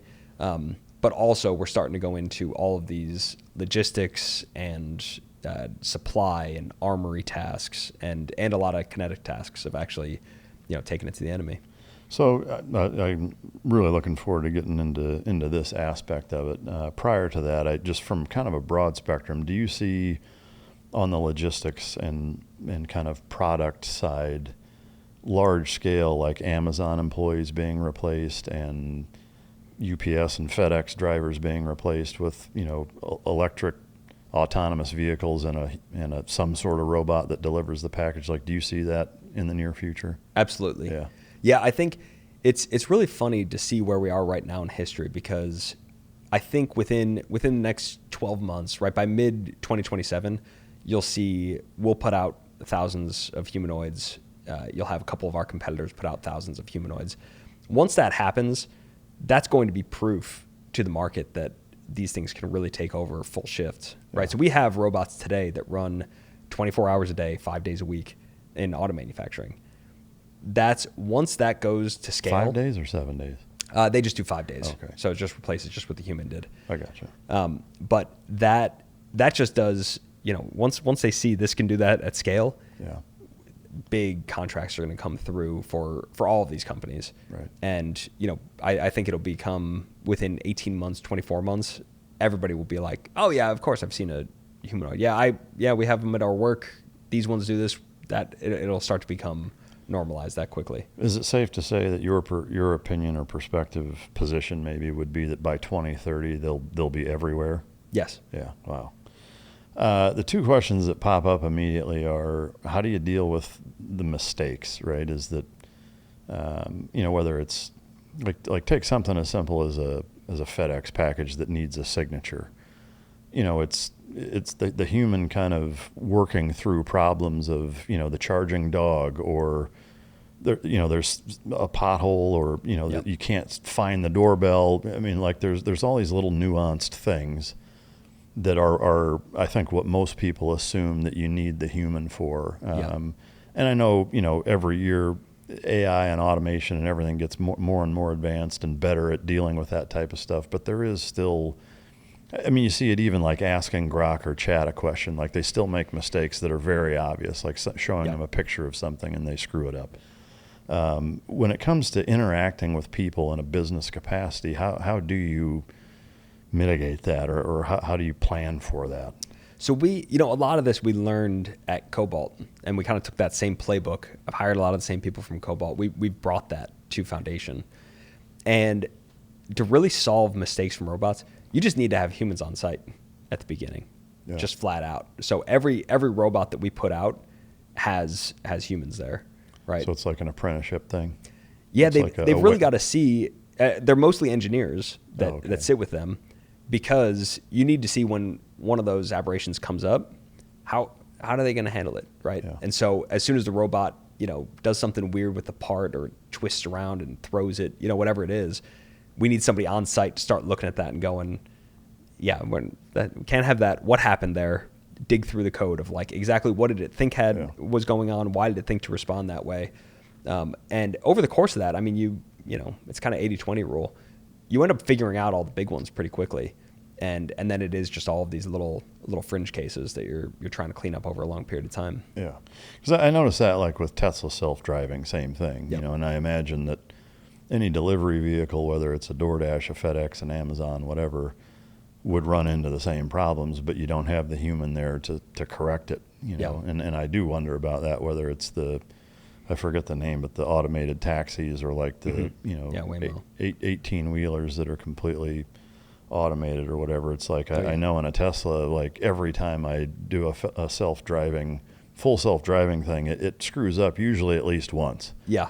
You know, or often enough to where I'm like, well, if this had $200,000 worth of merchandise and packaging in it, you know, and it was pulled over on the side of the road because it couldn't figure out how to get over fast enough or whatever, like, how do you deal with that? And which leads to the second thing, which is like the theft/vandalism aspect, is that I can see that being the generation, whatever it is now, I don't know what's past Z.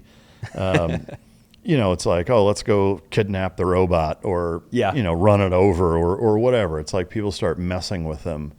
And, you know, like cost benefit analysis wise, like is that something that's prepared for? Because you know people are going to do it. I mean, I know I've never actually seen one, but I know there are parts of the Metroplex here that have the aerial drone delivery, like DoorDash delivery stuff. Like people have seen them. I've never seen them. But I think the same thing. It's like, you know, especially here in Texas, like you're going to have some redneck with a shotgun, you know, like, hey, let's shoot the robot, you know, or let's kidnap it. You know, like teenagers want to kidnap the robot, or I mean, whatever. It's like, how do you plan for that? Because then if, let's say they try to do it and the robot either intentionally or unintentionally hurts them or kills them or whatever, it's like, to me, that seems like a daunting task to mitigate. Well, so this is what I love about strategy, right? Is there are probably like 50 humanoid companies right now. You know, about half of those are Chinese, and then half of them come from, you know, the West, but mostly America. Out of the ones in America, I think that there are 7 companies, ours included, that is worth, you know, valued at, you know, at least $1 billion. And so those are kind of the top competitors right now. You might have another sneaker that comes through somehow, but those are kind of ones to look at. Out of those, 3 of them are really focused on the home. So they want the robot to prepare your meals and to do your laundry and to, you know, serve you things around the house. Those jobs, to me, it's going to be hard to sell because you're not spending a lot on those anyway. So it's not offsetting a huge cost. And it's hard to learn how to fold clothes and how to, you know, walk a cup of coffee. I still can't walk a cup of coffee without spilling it, right? Like they're taking on all of the hardest tasks for something that doesn't save that much money. The other 4 of us are really focused on businesses. And so you really do those parts that are in a manufacturing facility that are just, you know, today it's somebody in sweats and just over and over again for 8 hours, just doing the same task over and over again. That's a great one to go after because you don't have all of these variables that you've got to decide for. You don't have all of this new stuff that you've got to learn. And there's so much money to offset because if you have 3 $60,000 people doing that, right, for first shift, second shift, third shift, and you have a robot that can do it 24 hours, you're at huge savings to all of those. So we have a big advantage there. And then you also just have, we're the only one out of those 7 to do defense. So you have this new $1.5 trillion budget that's coming around that we're the only name for humanoids in Department of War. Wow. So that's what I love about being able to, you get to pick where you fight. Right.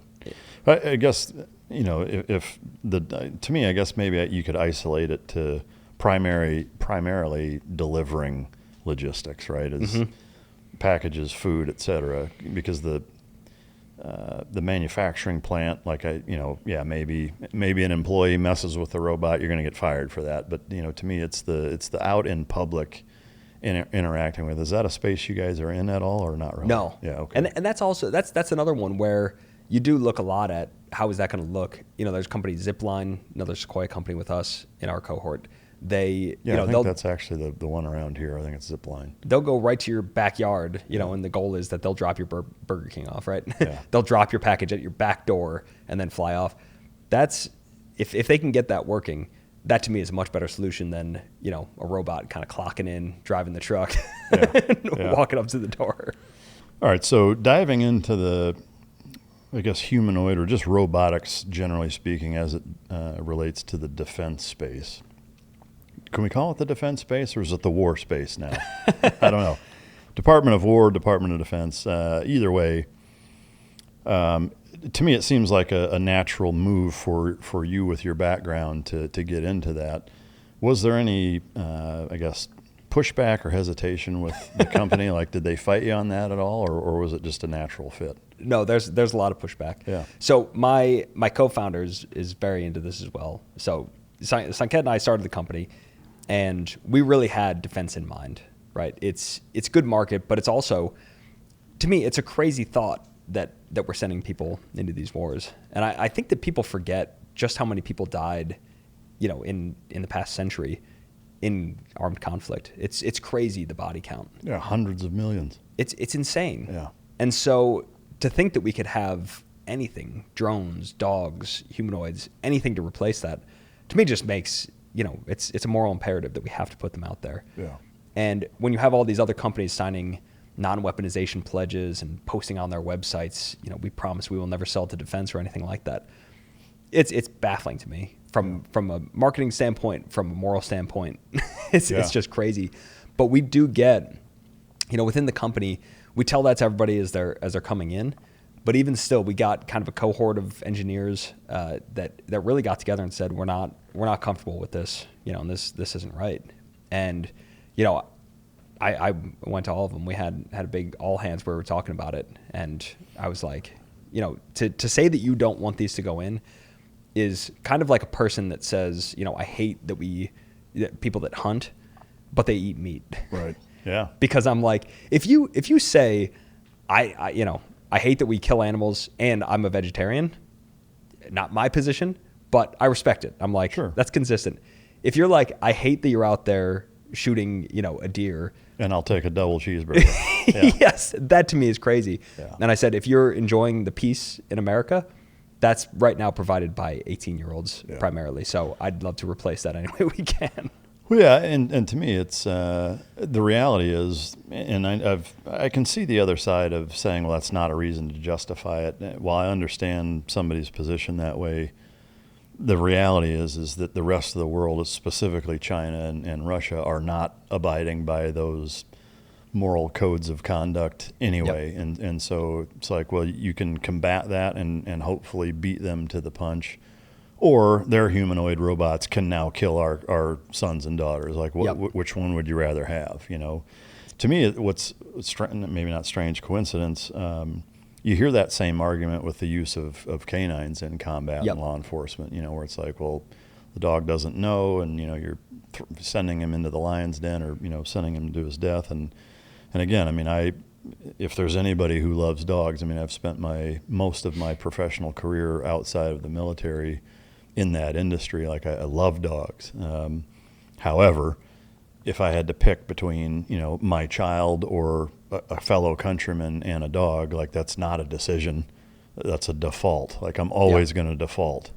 Well, it also, with dogs too, it's always interesting to me because dogs are inherently noble. Yeah. Right? Like, I really think dogs and horses partake in honor in a similar way that humans do. For sure they do. Chickens don't, right? They're animals don't, but they do. For sure they do. And it's hard, I think, for a lot of people to wrap their mind around that unless you've kind of seen it, But while, yes, I would say that dogs don't, or probably don't, obviously nobody knows exactly what's going on in a dog's mind, but while I can comfortably say that, having trained so many of them, that most of that in a general sense, they don't understand the inherent level of danger that they're being put in to the degree that we do. But that doesn't mean that they don't understand that it's A, dangerous, and B, not training, because you can absolutely see changes in body language and nonverbal communication and things that they do and don't do, and emotional intelligence and intuition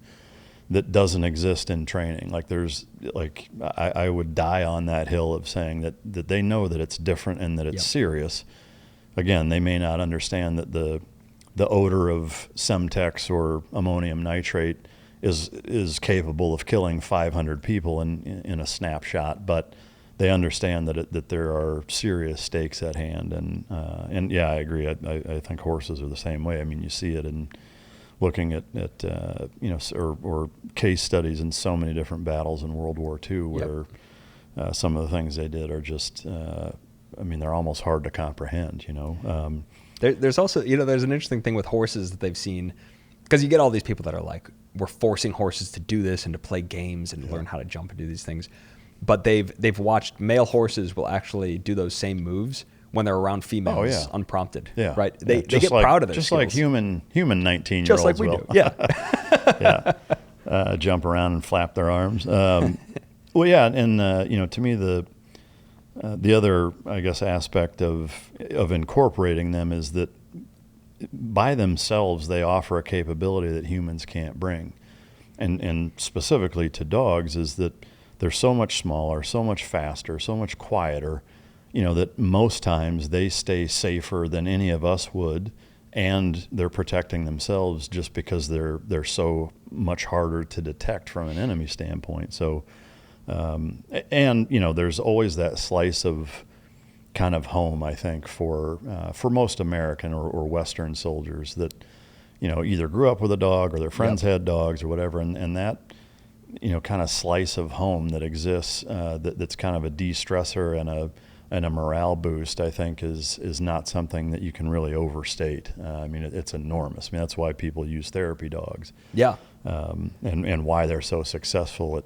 at helping from a therapeutic standpoint. But anyway, not to get off track, but so obviously there's some pushback. You won the battle ultimately and went into it. How do you decide, even within the realm of defense, like what angle to take, whether it's humanoid, dog, some non-animal shape, like how do you kind of dive in and do the research on something that there isn't a whole lot of? I know there's stuff in Ukraine, but is that the case or the basis that you're kind of leaning into to develop stuff, or how did you go through that? Yeah, so that kind of, I think this is in the military. You kind of have people that have done training and then people that have deployed, right? And once you deploy, people will go, there's a whole new knowledge and experience that you have that people respect.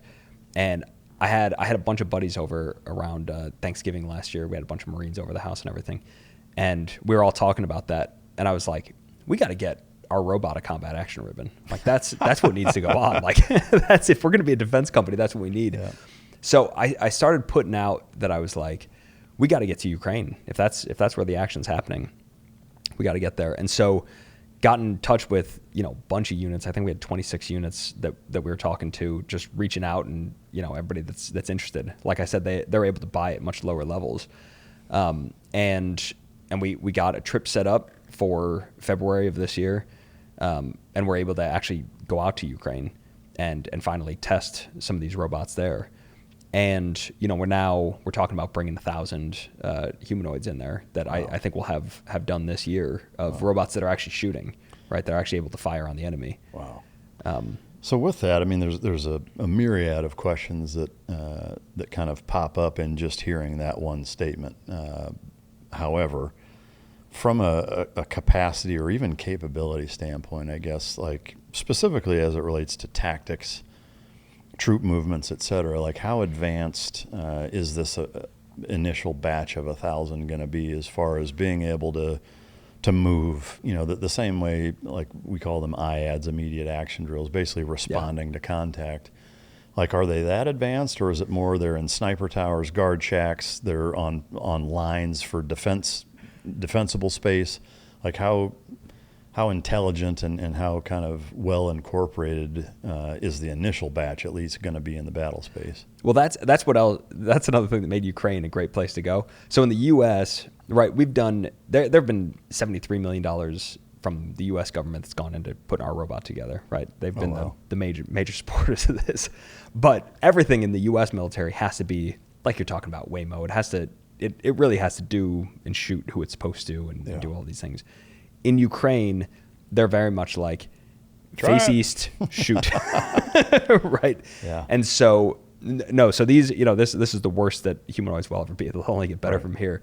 But the basic idea is right now we're sending. They still have to send humans to go do these things. If they have steps, if they have doorknobs, if they have any kind of human structures that they need to interact with, they're sending people. And the idea is to start getting humanoids to go out and do that. Yeah. They're hoping that the heat signature looks the same from drones, so that it's they can act as decoys too. But it will be giving them rifles and aiming them in a direction and saying, "Don't turn back the other way. You've got to get out there." Yeah. So the burning question, I'm sure you get probably more than anything, and I've had a few other guys on over the last couple of years that have it's all in the drone space, not in the humanoid space, but. And the answer is always, it's ones and zeros. They can't mess up. It's like, man, I don't know. Like, again, and maybe this is an unfair comparison or parallel to just, again, think of whether it's Chad or Grok or, full self-driving with Teslas, but they do make mistakes. Yep.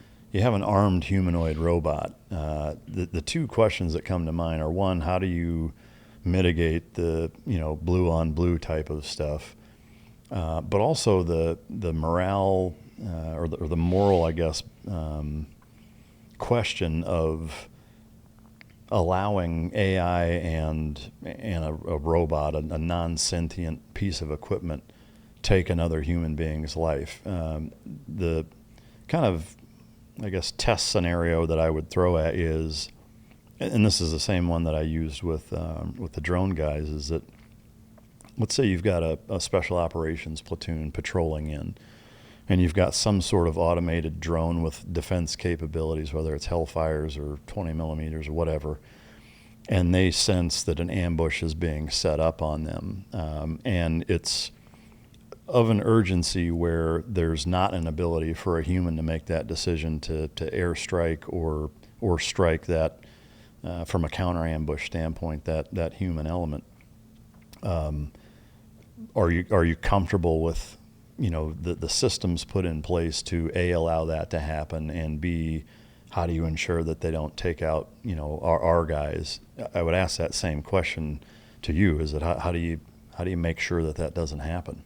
That's what was so interesting about my time, with ISIS, was really realizing we have pretty sophisticated structures of, human approvals that go into these actual strikes. So even if you have them being pulled off autonomously, you'll always have the robot's going to be able to get itself into position, right? It needs to have all the localization. It needs to have the ability to walk on uneven surfaces.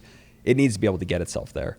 But every conversation that we've had with the U.S. in the Department of War has always been about a human in the loop on these decisions, because we're just not ready to hand that over. I can't attach a photo to my text messages, right? Like, things just go wrong on these technologies. Yeah. So the U.S. is very big on that.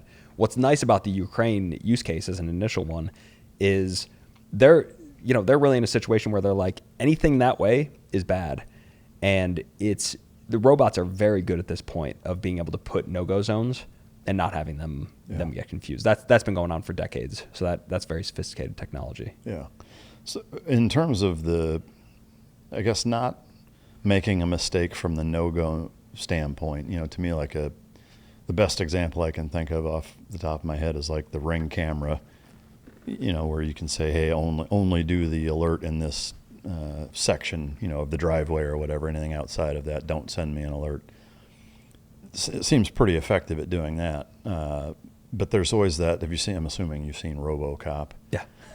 There's that scene where like the Japanese robot spins around and just guns everybody down. I mean, I assume that's never happened, but there's always that question mark of what if. Like, is it an override? Is it how do you prevent something like that from happening? Is there a way to guarantee that it doesn't? Yeah, so we keep a God switch, right, that can shut all of these things down immediately. Yeah. That if friendlies see anything that's going wrong with one of these, it's an immediate shutdown. Yeah. So that's going to be important to have. But really, you're going to end up with, the best technology is weapons handling safety rules, right? Like, you need finger straighten off the trigger until you're ready to fire. You really need those things for robots as well, and they need to be trained with that, such that you can shut them down very easily if something were to go wrong, and they're just not in a position to do it. Yeah. But I think that's all what we're trying to iterate on, and that's why it's been like, just get them out there. That's what we've been all about, is just get the robots out there, because we are not going to mastermind the solution on a whiteboard. We are going to mastermind the solution we're going to iterate on the battlefield. Right. That's the way this will catch up. Yeah. I guess the one thing that would give me a little bit of cause for concern is even with the God switch, it's like, you know, the notorious comm checks, you know, it's like we're getting ready to hit the bird comms. Yep, we're all good as soon as you land. Oh, we can't hear them. Like, what if the God switch doesn't communicate, you know, or work properly or whatever? And again, I know that this is like the what if everything has failed, and there's a ton of, you know, mitigation factors or protocols put in place, but Murphy's Law being what it is, like anybody in the military has experienced, you know, we've got 10 things to make sure that this one thing doesn't happen, and all 10 of them failed. Yeah. Is there a what if scenario if that happens? Yeah. Well, and I think that's why the military is a great place to try these, though, is that the military knows how to mitigate risk without just eliminating risk. Yeah. And civilians a lot of times demand elimination of risk that you're either not going to reach, or it's going to take, you know, decades of maturity. Or you're going to lie and say that, it's eliminated. This one, the nice thing is that you're always comparing it with the alternative, right? There's that old joke of, you know, the bear comes and the campers are out there and the guy starts lacing up his sneakers, and the guy goes, "What are you doing? You're never going to outrun that bear." And he goes, "I don't have to outrun the bear. I just have to outrun you." Right? It's the same kind of thing, that things could go wrong with this robot, but, you know, the alternative is a human out there in that same position. Right. A lot more goes wrong. Yeah. There are a lot more gold star families with that alternative. Yeah, and that's a great point, and one that I don't if somebody's brought that up, I either wasn't paying attention or I've forgotten, probably forgotten, but I've not heard it, I guess, kind of rationalized that way, and I do think that that's an important way to look at it. In terms of kind of where you guys want to go, and I know some of this is you're only able to say so much capability-wise. For what you can share, what is the capability now, and what's kind of in the pipeline? Yeah, so we're, you know, the nice thing about going to defense and industrial is that we can spend more money on these robots too. Yeah. So everybody that's trying to get them into the homes, you're seeing kind of a divergence there, that they need to get as cheap as possible to get these robots out there. We have some more room with that, and so we've sought to create the biggest, fastest, strongest robot that is in the world. Yeah. Right. So we can right now, the robot that we're putting together that'll be coming out in the next couple months. We already have it pieced together in the office, but it can bicep curl 150 pounds. Oh wow. Right. So that is a, you know, more payload than it would ever need for any industrial use case. Right now, they'll probably start to create new ones that it will be used single for. arm 150. Single arm 150. Wow.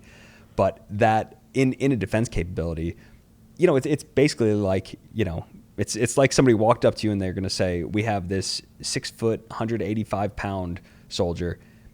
He's great at everything. He doesn't think much, and he's got no family." Yeah. Right. It's like, figure out what to do with him. It sounds like some of the Marines I know, actually. Yeah. Right. With that, can you share the specs, the height, weight? That is, yeah. So I always like to say our engineers created it in my image. It's 6 foot, 185 pounds. But that is, you know, when you compare that with the other humanoids, everybody shows these, you know, like the Chinese have all these breakdancing robots and all, you know, all these kinds of things doing kung fu. That's like a 3 foot robot. Yeah. You know, when you see them in person, I mean, they're just these little pipsqueaks. But like a 6 foot robot, it's an imposing figure. Yeah. You know, and it really, we're not afraid of designing it to look scary. I hate when people try to make friendly looking robots. Yeah, they look like the Grok meme that says, like, "I'm tired when leave me alone." Like, it's, to me, it's the same as like dressing a dog as a girl. Like it just doesn't fit, right? Cats, even male cats, they're kind of girls, and dogs are just all kind of guys. Yeah. That's, you know, a robot can be scary and imposing, and that's what our robots is designed to look like. Yeah. No, I mean, can we share a picture of what they look like yet, or no? I can't yet. Okay. Yeah, we're bringing that out soon. I have the first one. We can certainly show our Mark 1. Okay. So we've had that out for about a year and a half. That's the one that's working 24 hours on a line right now. But yeah, the Mark II will be having come out soon. But it's very exciting. Is there a hand-to-hand capacity with them? Are they going to have that as part of the repertoire? Or? So my co-founder is really into, he's gonna get mad. I can't remember if it's jiu-jitsu or Muay Thai or something, but he has his instructor coming and wearing, a Motec suit, right? The thing with all the sensors all over it to train the robot. Oh, really? Hand.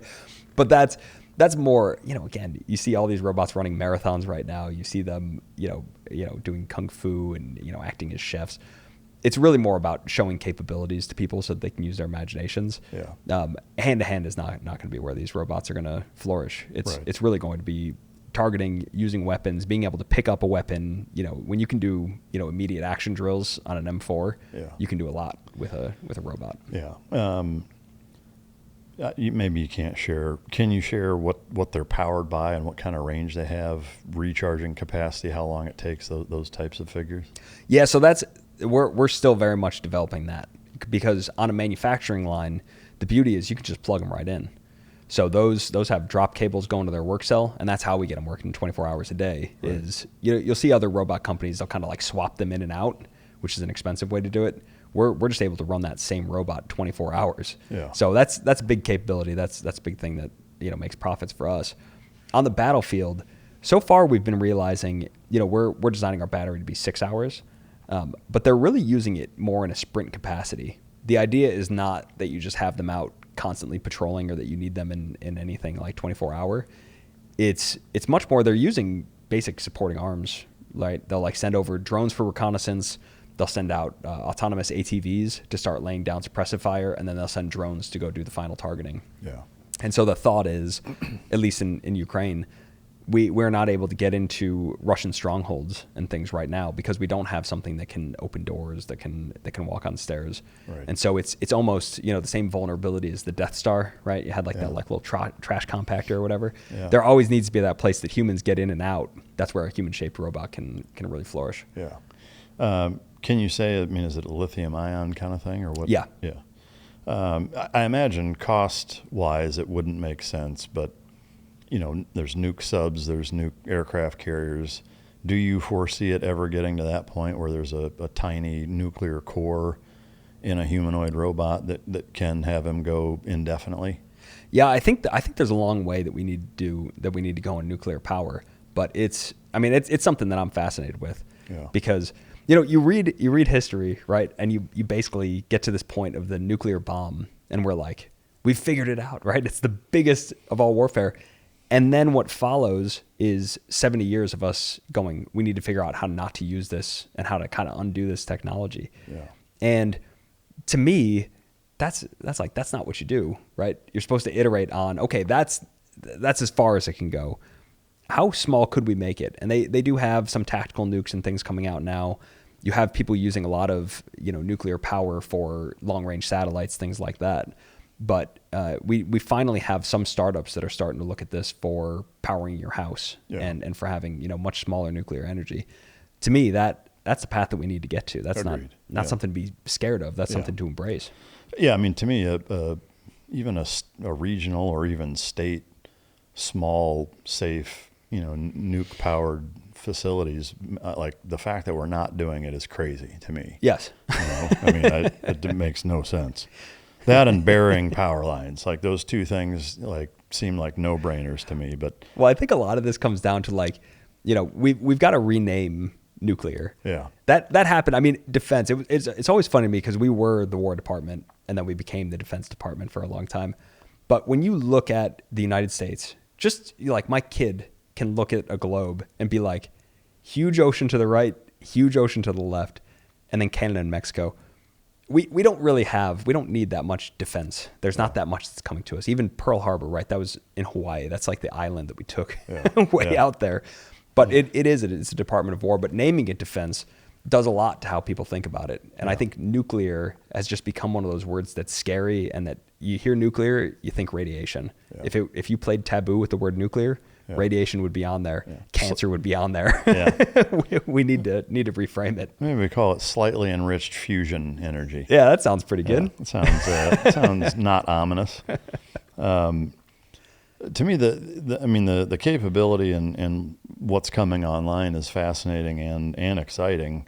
I am curious, is there a point at which it's kind of almost a what's the point, though, if everybody has them, right? Like it could get to that point where it is kind of the Terminator 2 scenario where it's just humanoids fighting humanoids. And, and then at that point it's like, well, why bother?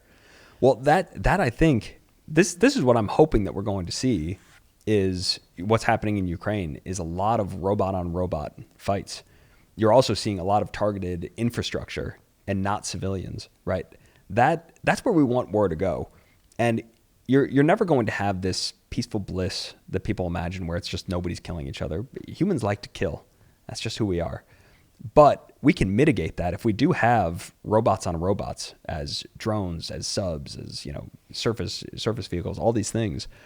It's going to become an economic war. Yeah. And the whole strategy of war is to make the other country, suffer enough that they give into your will. Yeah. You can do that through, when I was in Ukraine the first time, they were cutting out power grids. So when we were there was no power, right? And it's cold, Yeah. right? I mean, it's winter over there.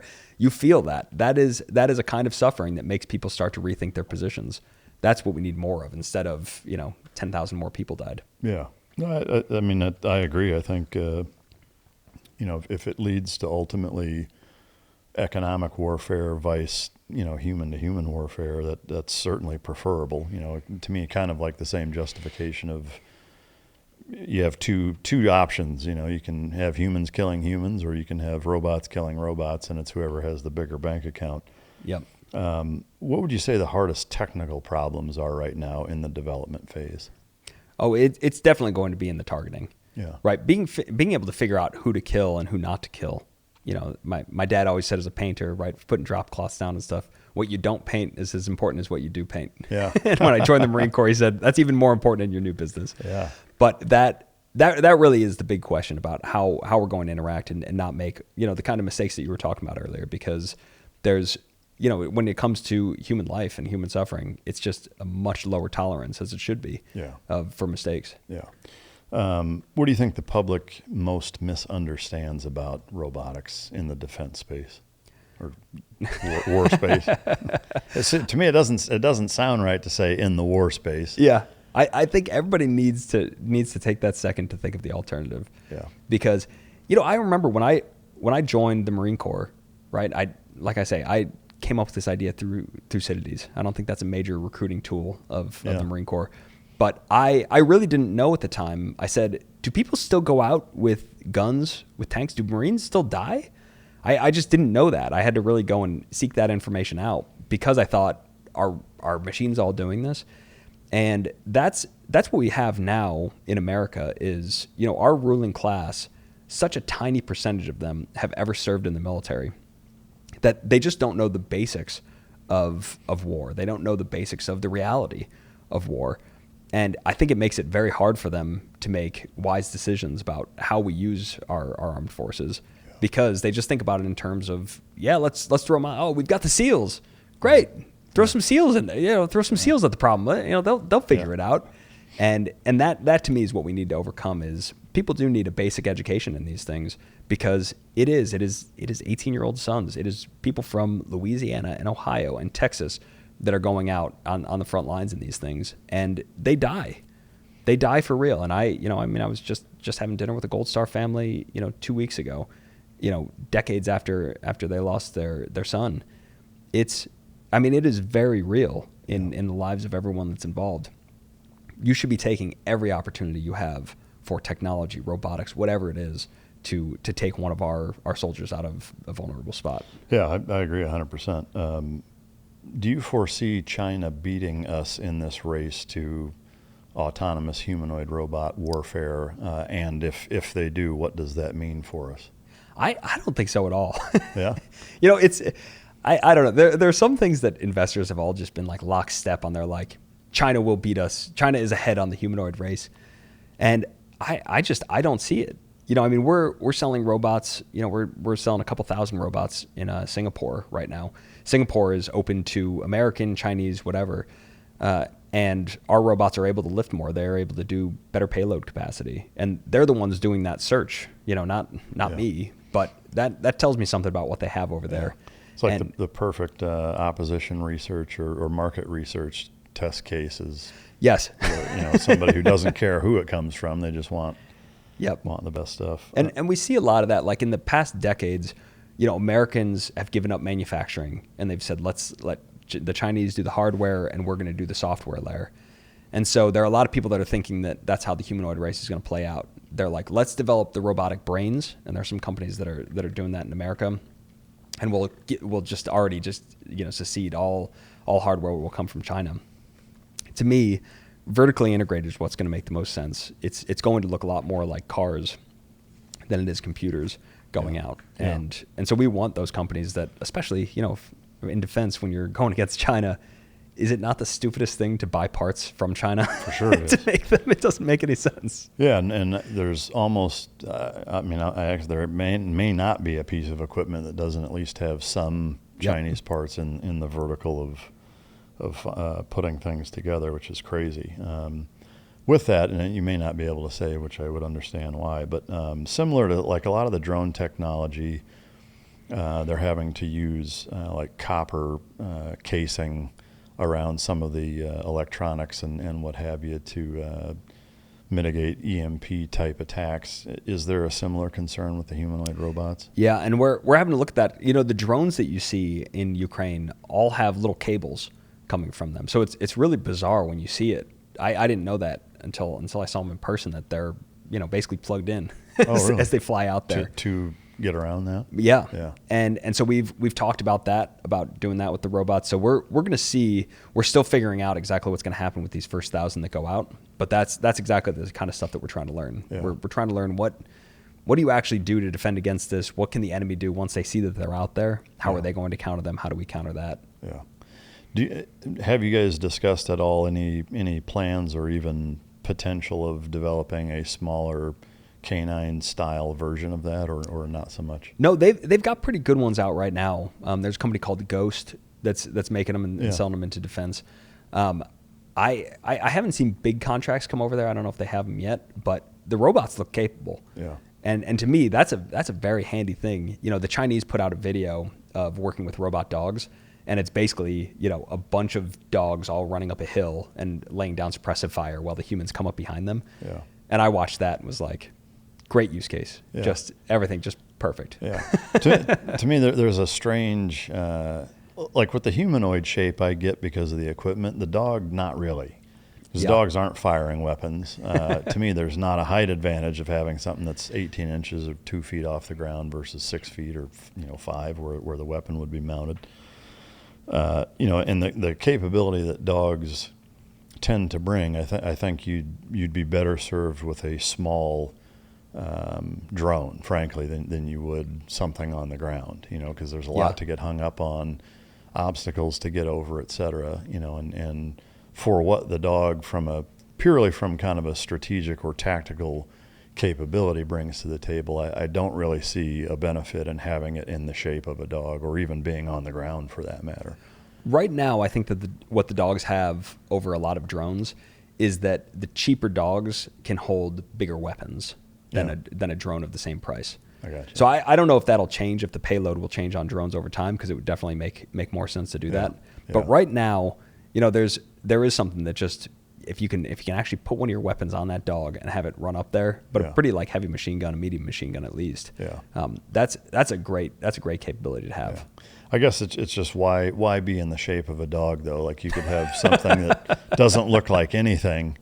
That probably moves more efficiently, maybe not, but it's a weird, to me, it's a weird concept. Again, I get the humanoid thing, and I think there's a psychology behind something that looks like us doing it, and maybe that's the thought process with the dog is people understand and have that psychological context associated with a little four-legged thing running towards them. I think the dog really, it's really the tail wagging the dog, right? It's researchers just love to come up with whatever they can come up with. And so you have all of this research on, of course we should make a human. I read that in science fiction. Or we should make a dog one. Yeah. And so then those are the more advanced ones right now. I don't think there's any reason, if you're starting from a blank sheet of paper, not to do at least, a remote control car. I always think Wouldn't that be a great one? Is a remote control car with either an explosive or a gun on it? For sure it would. Yeah, I mean, easy, cheap. Yeah. Well, I mean, we've seen law enforcement EOD units use stuff like that. They're usually like these little tracked vehicle things, but that have, basically suicide vests on them, or the ability to disarm, munitions, et cetera. But yeah, it's fascinating. What does dull, dirty, and dangerous mean in practical terms? Well, I always, those are the classic, principles that you want a robot to be replacing, is the dull, dirty, and dangerous jobs. For us, that really looks like dull is these 8-hour shifts. You're not allowed to wear iPods, to listen to any music. And you're just supposed to sit there and just put plastic pieces in finished parts packaging. It is mind-numbing, right? And that's why, as we actually go and replace people on these manufacturing floors, I think it's funny because people are always like, how are you replacing people? How do the people feel about that? I always say our most frequently asked question is, can I take a selfie with the robot? Yeah. People love it when it comes in. And nobody's going, oh, I dreamt of being the third shift palletizer, at a tier 1 automotive. Yeah. Nobody's saying that. Yeah. So there's not this kind of like, locals only pitch to that. So when you have robots that can come in and do these jobs, it just really opens these things up that you can all of a sudden start doing new jobs because they are so boring. But if they can make you money, it's a great business. Yeah, and dirty and dangerous are pretty self-explanatory in that same mining, context. Construction, defense, places that you don't want your son or daughter to go. Yeah. Right. Everybody will take this on themselves, but where do you want your son and daughter to go? I think is the bigger question. The dull thing. I mean, obviously this is outside of the defense capacity, but I do wonder. I mean, there's the one thing, the novelty, because it's new, of wanting the selfie with the humanoid shift worker. I do wonder, and I don't know what the statistics are on how many 8-hour shift assembly line jobs there are in the United States. I suspect there's quite a few of them, probably a few million. It's crazy, yeah. At a minimum. I do wonder, I mean, what does that look like? Is there a way to even make a projection or kind of bake in projections for what that does to an economy where you're taking all of these people and saying, okay, this job doesn't exist. Doesn't mean that you can't work, but you've got to find something else. Is that something that you guys actually factor in, not just from a figure standpoint of this is what it equals, but a way to basically try to prepare for that so that you're offering two solutions at once, saying like, hey, we're eliminating the need to have humans do this. What that will also do is allow you to do this. Like, is that something that goes into your planning or not really? Yeah, so that's, I really see that we can replace a lot of the jobs that are out there today. But the even more exciting ones are people that start to talk about new business units because they have the humanoid capability. So we have, right now in commercial contracts, like no kidding, signed contracts, I'm going to buy this robot. We have over 100 million in revenue that's coming from robots. That's crazy, right? But that shows the appetite of these companies for getting that. But that's to replace people that they already have working. We're already getting calls from those customers about new work. So we're in a lot of their new bids where they're trying to get more work, and they start going, Humanoid's going to win us this contract because it's the cheapest labor that we can have that does this. Nobody else can do it, and they're using that advantage. So that to me is where it gets really exciting, that you're able to start creating new business out of all these things. Yeah. Is there any concern that from a kind of a wealth gap standpoint, like I can quite obviously see the draw for manufacturing owners, business owners, to want to, cheapen the manufacturing or delivery process. But having said that, I mean, because to me, the thing that kind of, I guess, comes in my mind concern-wise is that for those people, it's great.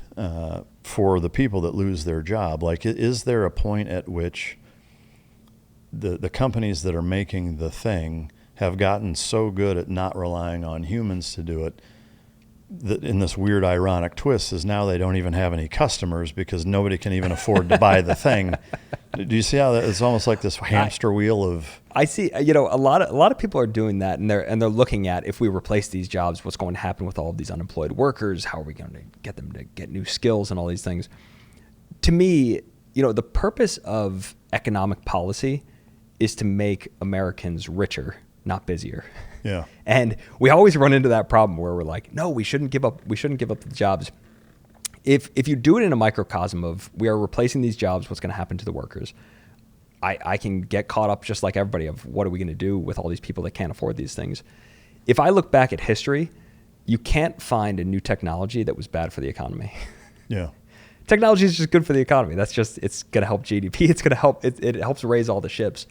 And so, I think a great example was ATMs, right? When you had those at banks, they came out and they said, this is going to put bank tellers out of business everywhere. We're going to lose all of these jobs. What actually ended up happening was because of the ATM, banks were able to open up more branches than they ever thought possible. And they started employing more people than they ever thought possible in the banks. Yeah. So how long that takes and what that gap looks like, I don't know. But it's not one that keeps me awake at night. Yeah. No, I think that's a great point. And if in that scenario, if yes, that allows a business to expand where now those people are doing jobs that humanoids can't do, and it just builds to bigger and bigger businesses, that's great and that's ideal. And I hope that happens. I think, unfortunately, and I would even put myself in this category in some instances where there's a bit of a bitterness or almost cynical nature with which a lot of people view, business owners in that way. And then it's like, well, they're not going to, even if it costs them way less, they're not going to charge any less.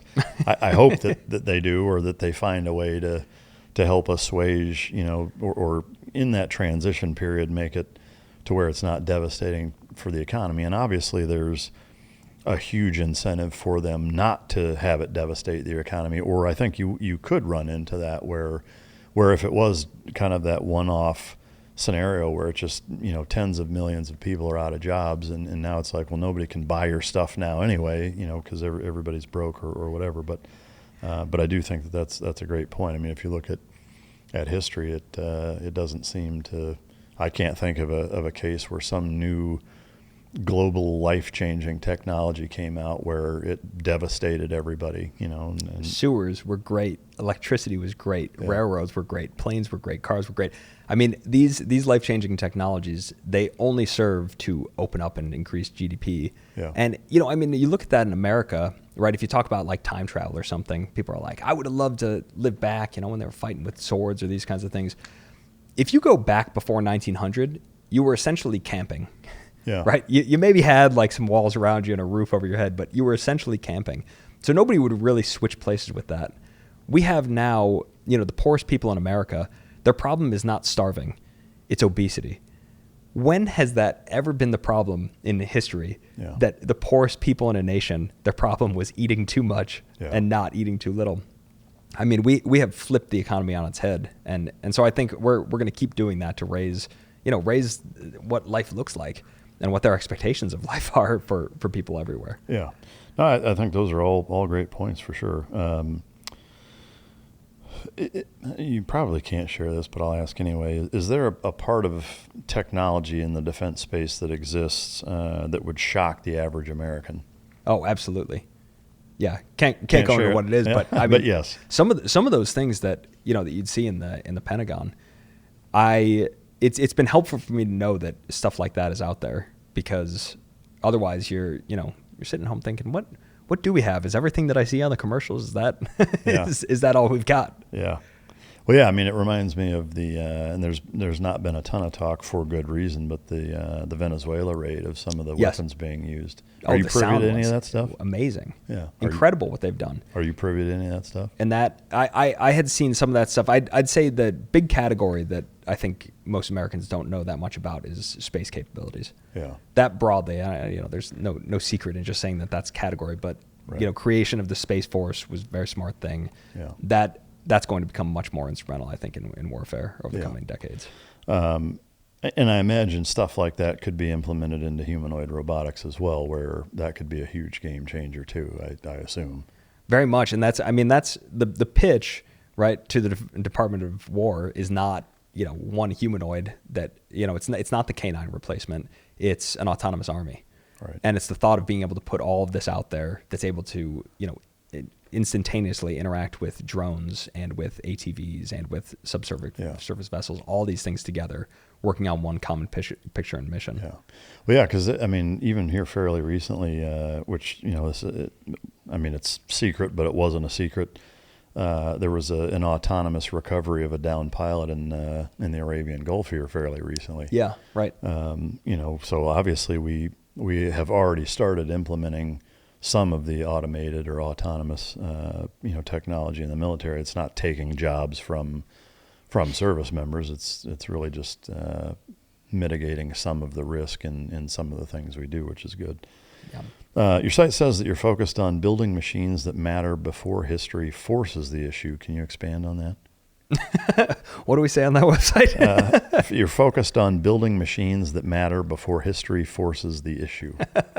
Yeah, that's the thought that these other countries are going to bring the fight to us. Yeah. Right. You don't want to end up in a space where you have the capability to go to Mars, for example, but we don't have laborers that can go build things out there because they're not able to live. You don't want to start going to war and start realizing that, the Chinese have these humanoid robots and it's against us humans and we're all of a sudden in a bad horror movie. Yeah. Right. So the idea is let's create the best of these technologies that can go and do all of this work before we even need to. Yeah. I agree 100%. I mean, to me, it's just being proactive, and that's not just relegated to this. That's everything across the space. What do you think is most important for America to build right now, defense capability wise? In defense capabilities, it's absolutely just all the different shapes of robots. I mean, going to Ukraine was so surprising to me because in Afghanistan, we had drones, right? You had robots. EOD was using some robots, but they were such a small use. You could almost see nothing out of them, like the Scan Eagle we had. You had almost no drone operators. When you go to Ukraine, it's robots are first, humans are secondary. That's an incredible shift. So to me, that's what's most interesting about Ukraine. I didn't know much about Ukraine before this war. It's not like I was sitting around studying them. Yeah. But the reason that it's of such interest to me now is that it's like a movie trailer. And it's come to theaters near you, right? Yeah. It's like that is the robot war is what's going to be the war of the future for tactical wars, kinetic wars anyway. Yeah. And so we need to be investing across all the different robots. Would you say that the use of robotics and drones in Ukraine is the single biggest reason why Russia has not been able to just sweep through and take it over, or is it? No, it was interesting. Again, I kind of got into all of this because I started going there and started selling to them. But it's shocking to me when a country like Russia can't crush a country like Ukraine. Yeah. The same way as it didn't make any sense to me that the U.S. did not crush Iraq. Yeah. And the primary reason, I think, is political, right? Russia's messaging to Ukraine is not surrender or die. If it were, they would kill all of them. They'd take the land and they'd be good. Their messaging is, you all have been confused. You are not Ukrainians. You are Russians. You're our brothers and sisters. So we just want to bring you back into the fold. And you have terrible politicians that have led you to secede. That's what they're trying to navigate, is bringing everybody together. And that's what's made it so hard for them, because every time they hit civilians, they hurt that messaging campaign. Right. Well, it seems a little counterintuitive the way that they've conducted themselves in a number of ways in that regard. They haven't done themselves any favors. It's a big difference between collateral damage and some of the things that they've done in some of the towns that they've swept through. Having been there a number of times, have you had any hairy moments or close calls over there? No. Really? No, it's mostly, and that's been what's really interesting about it, is the robots and the drones are doing the fighting. And they had crazy statistics on this. I think that it's definitely upwards of 80% of the drones that are coming from Russia into Ukraine that they stop before they get there. Oh, wow. I mean, it's huge numbers. You have, when you go into Ukraine now, you download an app. They've got a couple competing apps, but they give you an alert when bombs are dropping so that you can go get shelter. I mean, it's a level of convenience of being a victim of war that we've never seen before in history, that you're like, it's like Amber Alert for bomb strikes. Yeah. And it's funny too, because you're over there, you're having a drink or something, and everybody gets them, so everybody's phone goes off just like an Amber Alert or something. and they all just ignore it. Wow. Right, because they're like, me, I was like, where's the shelter?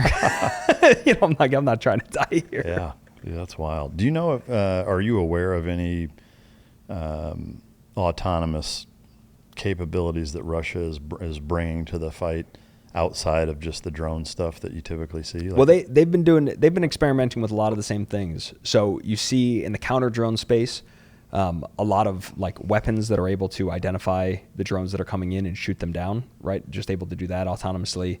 And then wheeled vehicles.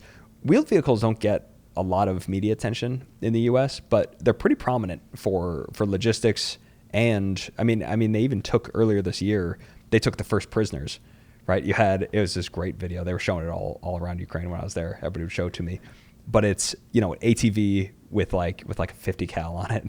Yeah. Pulls up, and these guys just stand out, Russian soldiers with their hands up. Wow. Right? And the robot, there's a long space where they're just standing there, not getting shot, because presumably the Ukrainians are like, what the hell do we do with this? And they go around and they drive and direct them back, and they take 2 prisoners with this autonomous vehicle. I mean, I don't know if that's ever happened in history before, that a robot took prisoners. Not that I know of. In a movie, yes. But Yeah. What should Americans be paying attention to that they're ignoring right now? I think that Iran has taught us a lot about what warfare is going to look like, because you again see this big problem. We have mother of all bombs. We have all of these bombs that can go very deep subsurface, but we aren't really able to disrupt nuclear programs long enough, right? You look at Israel. We have tunnels, these very sophisticated tunnels that nobody's seen. There's just the whole category of subsurface warfare has not really been looked at, but that's where everything's going, is underground. And so I think, to me, it makes you step back and really go, what the hell are we doing there then? Right. If we're just blowing up stuff on the surface that they can build back in a year or two, that doesn't make a lot of sense. If we're going to war militarily and Iran is responding economically, right, and by closing down all the ships, that doesn't make a lot of sense. So it's a lot of this is when, to me, when you're voting, when you're putting the people in charge, the wars that we're doing, a lot of them just don't make sense. If you're going to go in them to win, and and have that full strategy, cyber, economic, subsurface, what's that going to look like? Because it's not just the shooting back and forth or cool explosions. Yeah. I mean, it's the Tecumseh Sherman philosophy on steroids, really. I mean, because it's not just in warfare; it's in everything. Yes. It's like make everything so miserable where they're like, okay, you win. How do we stop this? And he was a great Ohioan, if I remember right. But it's once you take that final step, that is what war is about. Yeah. It is not about tit for tat. It's not about trying to find equilibrium in the fight and then slowly gain ground. It's supposed to increase the suffering to a level that people go, I don't want to play anymore. Yeah. It's if it's not a game of basketball, it's the person who pulls a knife out on the court and says, try to take that foul shot. Yeah, I mean, ultimately, it's trying to make the other side quit. Yes. I mean, it's really that simple. And that's where we get our best peace. Yeah. That really is where it's comes from, is from strength, is from somebody going in and saying, don't do it. Yeah. And they go, yeah, all right, I won't. Yeah. What haven't I asked you that I should, as it relates to the humanoid and robotic space? See, I was gonna say my book, Mike. No, I got my book coming out. No, just from the robotics. I've got several other sections. Yeah. Just as far as it relates to the robots. In robots, the thing that I would really just stress is how quickly this is all going to come about. Yeah. And that's where I think it's really interesting to look back at all of these histories, the history of electricity coming out, the history of the car coming out, of seeing how we actually adopt life-changing technologies. Because right now, tons of investment and attention is going to, the CapEx layer, right, of where anybody who's making microchips, anybody who's putting up data centers, that's cooling data centers, those are all the big problems that we're going after right now. Just like money went into railroads, right, for all of this infrastructure that needs to go down. But that's always going to be the early attractive space. It's the application layer on top that's going to end up being the biggest place to make money. Yeah. And so I think that's where you look at things like robotics. It's not about the research. It's not about the capability of actuators or the AI to do it. It's what are these robots going to do? And that's where people are going to be amazed with how quickly these things become useful. And then, as they become useful, they'll become ubiquitous. Yeah. You mentioned data center, which is kind of turned into a 4-letter word.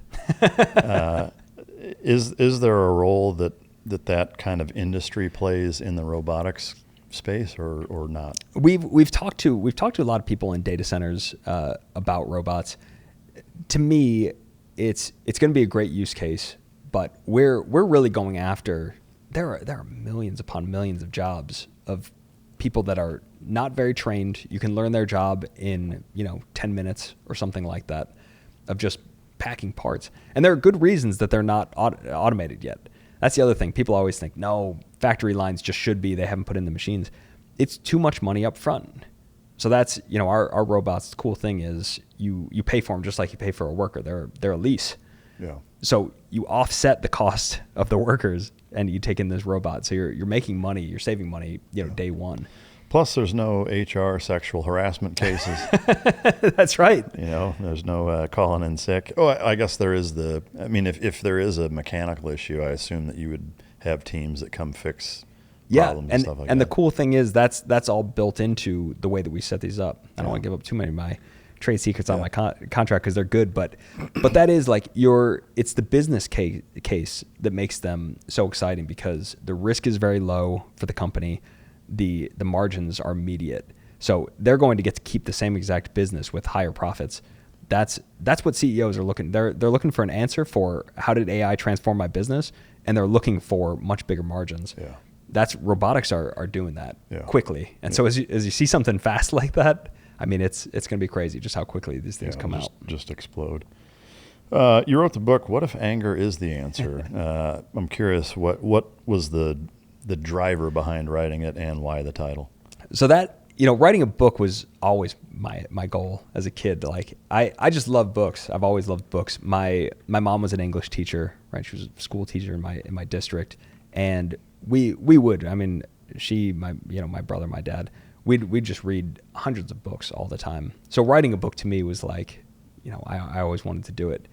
And it kind of came about with this question when I was in college of what is that driving force, that ambition that took me to go do all of these hard things, And I think a lot of vets get asked it all the time. Like what made you want to do it, right? What was the psychology that makes you want to go put yourself in harm's way?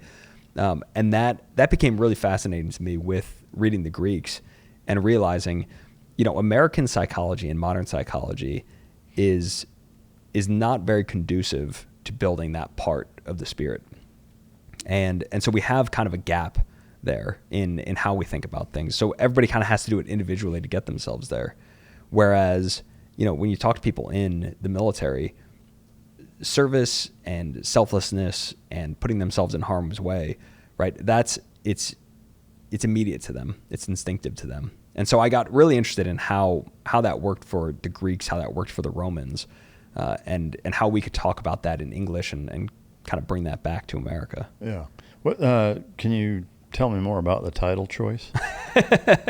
With that being kind of the synopsis of the book, that what was the draw for that as the title? Yeah, well, I think anger ends up being really interesting to me because the Greeks broke the soul into 3 parts, right? So they had the thinking part, your mind, they had the appetites, but then they had this third part, which is called thumos in Greek. And it's a hard word to translate. Anger is a translation of thumos. But normally in modern day, we think about anger as a temper tantrum. We think about it as, that goes right alongside lust or greed or something like that. Binge eating and anger are kind of the same. But the Greeks said, no, it's actually something different in kind and something that makes us better. And I think that starts with anger at yourself, right? That the motivation for making myself, join the Marines wasn't an ambition in the way that it was like, I want to go get more or anything from the Marines. I don't know what I would have gotten. It was a sort of anger at myself for being weak. It was an anger at the weakness inside of myself. It was, hating myself so much that I go, just get out there and do the runs, get out there and do the pull-ups, get out there and train, right? All of those things. That ends up being the driving factor. And so today, I think we have a lot of people that are giving, a different voice, which says, don't be so hard on yourself. Don't take that anger seriously. You need to cut yourself slack. And I think the first step to becoming someone, the first step to building something of importance is getting angry with yourself at the parts that you don't like. They're probably bad parts. Yeah. Well, I mean, would competitive ego be not that would make a good book title. What if competitive ego was the answer? Yeah. Anger has a certain, draw to it, but is that kind of a translation to the Greek word that you mentioned? Yeah, well, that's very much, to me, when I joined the Marine Corps, I thought I was going to be the best at everything. Yeah. That was the plan. Yeah. Right. And you start to go there and you start losing at things. And there's some guys that are so good in the military that it quickly humbles you and you just go, well, I'll never be like that. Right. Like I'm never going to be like that guy. I could spend my whole life and I'll never be like that guy. And I think that's part of it. But you start to take that individual competitive nature and start to turn that into a team competitive nature. That's a big shift that I think it's hard for a lot of civilians to go through that and to really see themselves as part of a team. But it's very different when you move from, me against the world to us versus them. That's a big moral shift. And it really opens you up to a better life, to build bigger things, to just to a more exciting future. Yeah. No, I agree. I think it's a good point, and it counters the overcorrection that the kindler, gentler methodology or ideology towards child rearing and just society in general, I think, and it's that there needs to be a bit of a pullback on that, I think. Yep. And I think that addresses it very well. What do you think most people misunderstand about that concept? I think that people think of everything now as a trauma. Yeah. Anything bad that's going to happen to you is a trauma. And to me, on the cover of my book is a bust. It's a bust that has not been quite carved out perfectly. Yeah. Because to me, that's what you're given. Your DNA, right? Your environment, everything gives you this big block of marble that you're like, there it is. It's unshapen. And, when you go through hardship, it's painful, but it's somebody taking a little crack off. Mm-hmm. And through the course of those, you start to take shape. And some people take that, to look like monsters and just misshapen, and they're broken because they say, I've been shattered too much by these things. And some people turn into something that you go, how is it that human exists, right? You read these of humans, you read these of dogs, of just stories that just seem untrue because of who they are. I had a Marine. He would kill me if I said his name ever. He was, he's a secret guy. So I always call him Williams in the book too. But he was, he grew up in a trailer. He grew up in nowhere. He was the youngest of all of his brothers. He was the runt, and got picked on. He had alcohol problems. He had every problem that you know. But instead of responding to that by finding a basement somewhere and just dwelling there and going, I've had such a hard life, there's no coming back from this, I wasn't given the advantages, he turned that into, I'm going to do 1,000 burpees a day. I'm going to run with a gas mask on. He would just do these punishing workouts on himself all the time. And that brought him into recon. And I'll never forget, I was in Afghanistan, and we're at the Afghan chow hall. So we'd eat with the Afghans, right? And we'd be eating lamb or goat or whatever they're serving. And all of a sudden, we hear in this chow hall gunshots. And this is close up. So you're thinking, this is green on blue. This is, something's going on here. We don't know if we're the targets at this point. You have no idea what's going on. And the Afghans are unarmed when they're on their base. They check their weapons out of the armory before they go out on patrol. So all of them just start running out. So you're seeing this tent, just everybody run out, just like if they were shooting in a mall or something like that. The only person, I look up and I look at Williams, and he's got his rifle up and he's walking toward the gunshots. And, I outrank him, right? He's a staff sergeant, but, I'm the lieutenant, but I'm like, this is great because he's been here before. And I follow him, and we get to the spot, we find somebody, he's been shot right in the face. And it's in such a way that it cut his face right in half. Mm-hmm. So he has me come over. He says, hold his face together. I'm holding this face together as best that I can. he's calling in for us to get a truck to bring him to medical. We get the truck, we load him up. And, you're just seeing in what is such a chaotic environment, the 50 Afghan soldiers that were there just ran from that uncertainty. And you see this guy who's been punched and kicked his whole life that's able to keep composure and treat this like it's another day at the office to go and take that shooting victim back to medical. I mean, that kind of heroism, that comes from all of the pushing that he did of himself, all the shame that he felt, all of the, every late night that he spent running or swimming or doing whatever he did.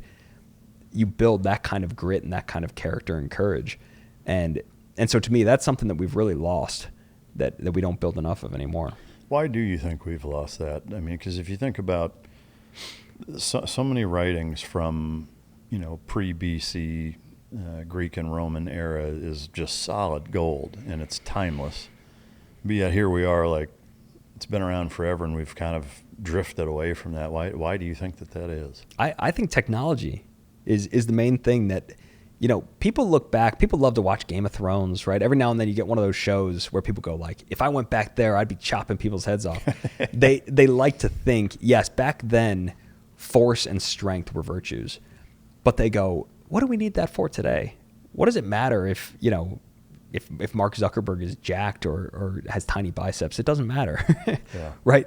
So they think we've moved past that kind of manliness, and they think that's a relic that we don't need to have anymore. And I think that's the mistake. That's one of the big things that we've been wrestling with for 100 years is, has technology replaced human strength as a virtue? And that's what my book is coming out to say.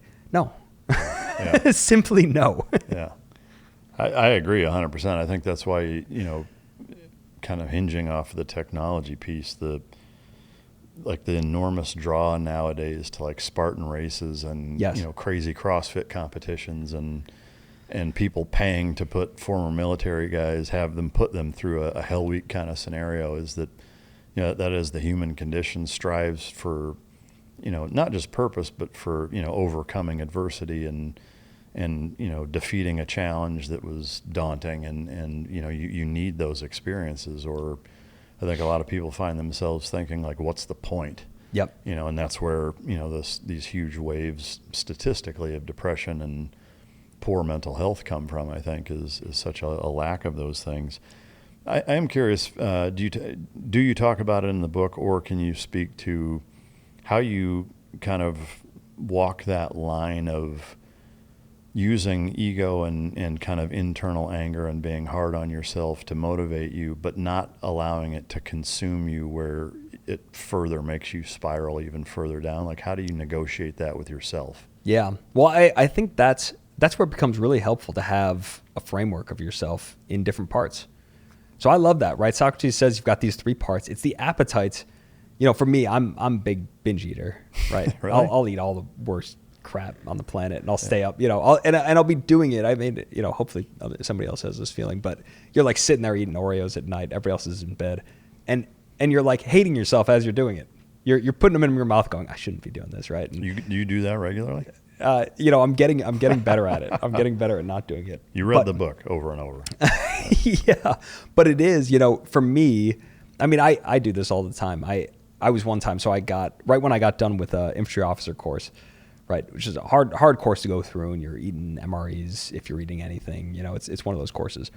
As soon as we're done with that, I went to an intelligence course in Virginia Beach, and I'm all of a sudden in a hotel. Not a nice hotel, but compared to living in the woods, it's the greatest hotel in the world. Yeah. First night, I buy myself all this junk food. I get ice cream and chips and Wendy's and Subway. I mean, I go nuts on this stuff, right? And I'm sitting there, and at first I'm eating it. And my mind is like, this is great. Get after it. You earned it, right? So you're like just sitting there letting your appetites go crazy. After a little while, you're starting to get a little full and sick, and I'm going like, we should maybe ease up a little bit, but I just keep crushing it. And I had this big jar of Jif peanut butter. I love peanut butter. I always have. So I'm sitting there. I'm just eating it with a spoon, and I'm just eating this jar of peanut butter. And as I'm doing it, I hate myself. I'm like, fucking Marine officer, for God's sake, you just finished the infantry officer course. Like, what the hell are you doing? You can't stop yourself from eating this peanut butter. And finally, I got so angry with myself for doing it that I took the rest of my snacks. I had to take a full gallon of ice cream and, unload it into the toilet and flush it because I don't have control over myself, right? I have to like put it down the toilet, force myself to put my shoes on. And I did a 10-mile run in the middle of the night just because I just hated myself. And I went in the next morning to my course, and everybody's like, "Oh man, first night in Virginia Beach, looks like you had a big party." They're picturing me like spring break or something. Yeah. It's like, no, I was shame eating peanut butter and then force marching myself.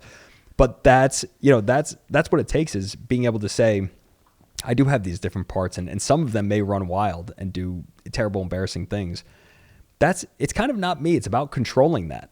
It needs to have its say. It needs to be able to do its thing. But there's another part of you that you should be embracing. It shouldn't just be shame and feeling bad about yourself. It's no, take that into action. Put the ice cream in the toilet and get out on the road. Well, I think that's the tough part for a lot of people is navigating that or crossing over into that mindset versus just the negative, shameful self-pity kind of thing. Is there a mode for you that you found that allows you to tap into that, okay, now I'm going to take action and not just realize I'm doing the wrong thing, but I'm actually going to do something about it? Like, is there a thing? Yeah, well, I think that anger, that pride, that ego, whatever it is, I think it's a muscle. And, when you work it, it gets stronger.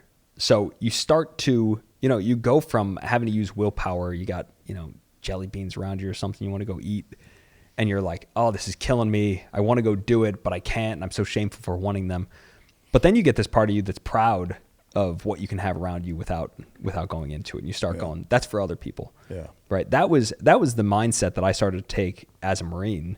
That was like, I just loved that when it was me running in the rain, when it was me, I used to, with my buddy, we used to swim with weight vests across the bay in Annapolis all the time. You get this kind of superhero mentality of yourself where you're going, everybody else over here, they just live a normal life, but me, I push myself to the limit of what humans can do, and you get pride in it. Yeah. That pride, that kind of anger with weakness in yourself, when you take that voice seriously, you start to change your life for the better. Yeah, that's all sage advice for sure. On the same token, to turn, or I guess what does it mean book-wise to educate aggression? Is that a component of what you're talking about?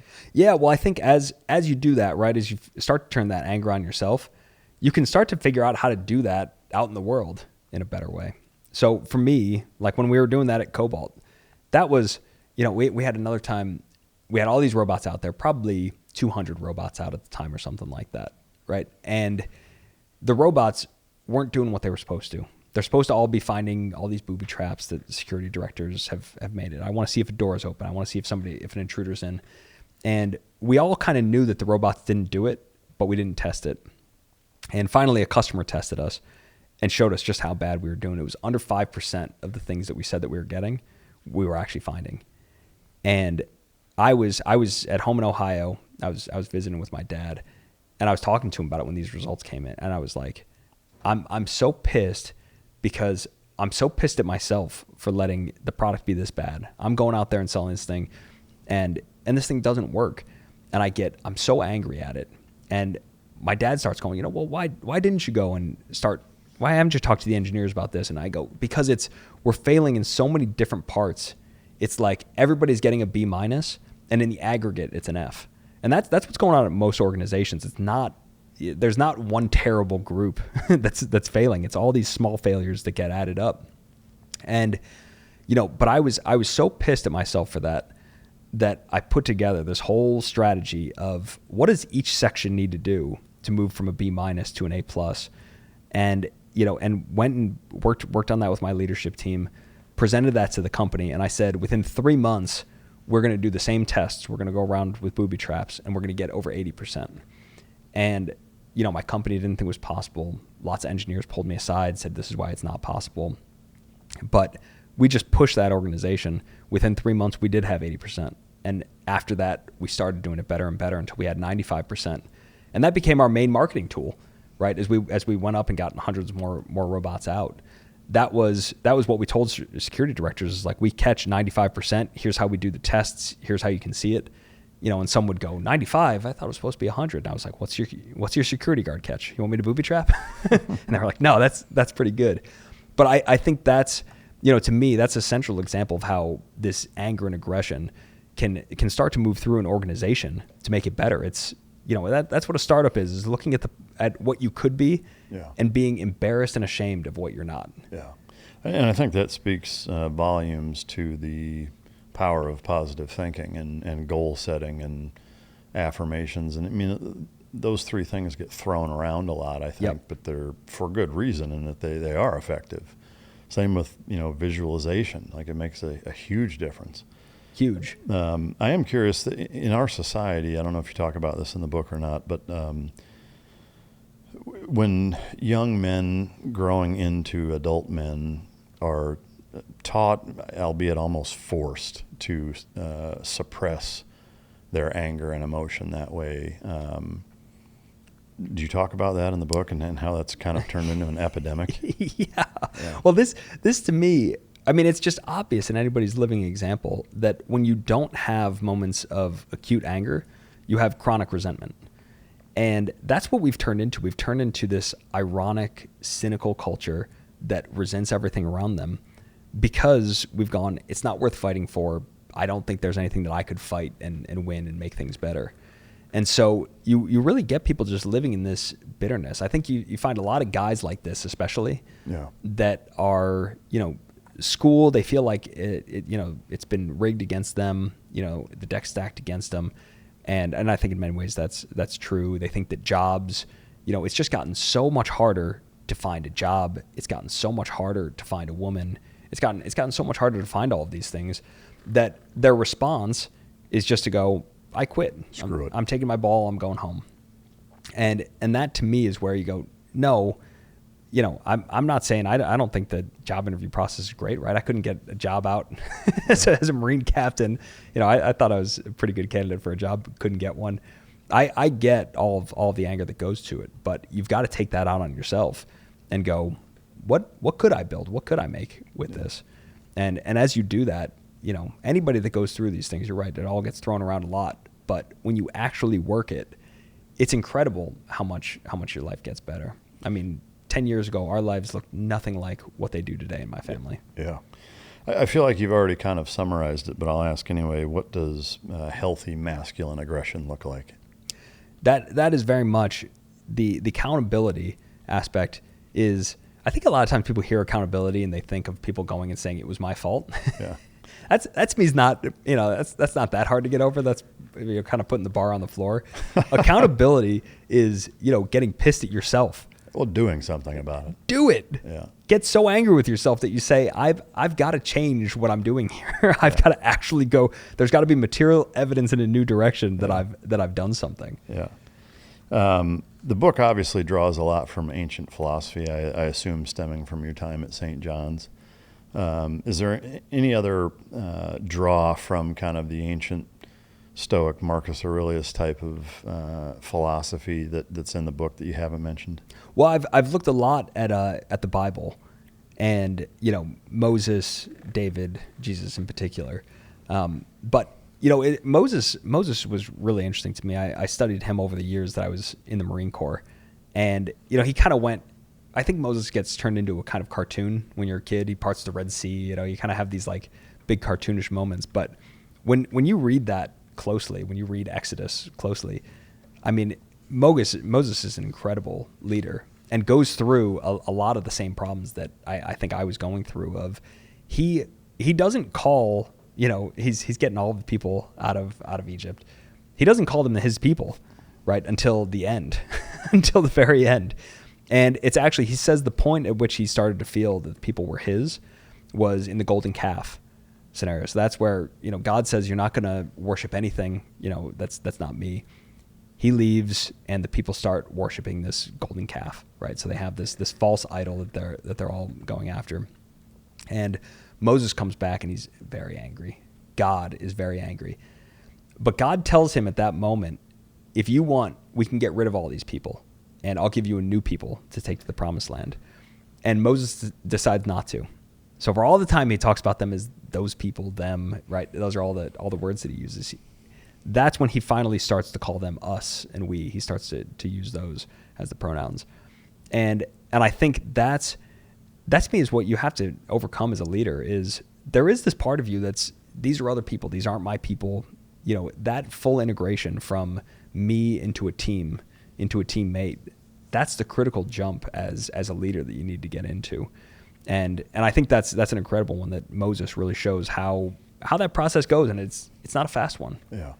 And it's interesting. It makes me think of so much of what I think went wrong in Afghanistan and Iraq is, in both instances, pretty much top to bottom, not having an idea of what winning looks like. You know, and to me, it kind of stems from a lack of, you know, the people at the very top making the decisions, not informing and getting everybody on board of, hey, here's why we're doing what we're doing. Yep. Here's what success looks like. You know, here is, you know, we're at point A. Here's what point B is, and here's our path from A to B, and here's how we're going to execute it. Now go do it. There was very little of that. Yeah. And to me, it's strange how few, because I mean, I've had some pretty high level, you know, officer leadership on here in special operations community in particular, that even they at certain positions weren't really in the loop. Yeah. As to what are we really trying to accomplish? Like if you were to say, hey, we won. Okay, well, what does that look like? Yeah, I don't know. We weren't really told that. So that seems like a fascinating blunder from a leadership standpoint in both of those campaigns. Well, that, you know, I saw so much of that when I was in Bahrain with GCC, and all of a sudden you have ISIS, you know, tear up the border of Iraq and Syria, and everybody's competing for command of it, right? I think there's a sense that, you know, of normal Americans that it's like, no, that just gets kind of decided with who it is. No, State Department was going, we're the solution. You know, you had the MU going, no, we need to be there because we have the ship, we have these capabilities. Everybody's selling their different pitch of why it's them. But to me, you know, I'm looking at our decks, our PowerPoints of why it should be us. I'm looking at everybody else's that are coming out and that are going into the decision. They may as well, right? This was in 2014.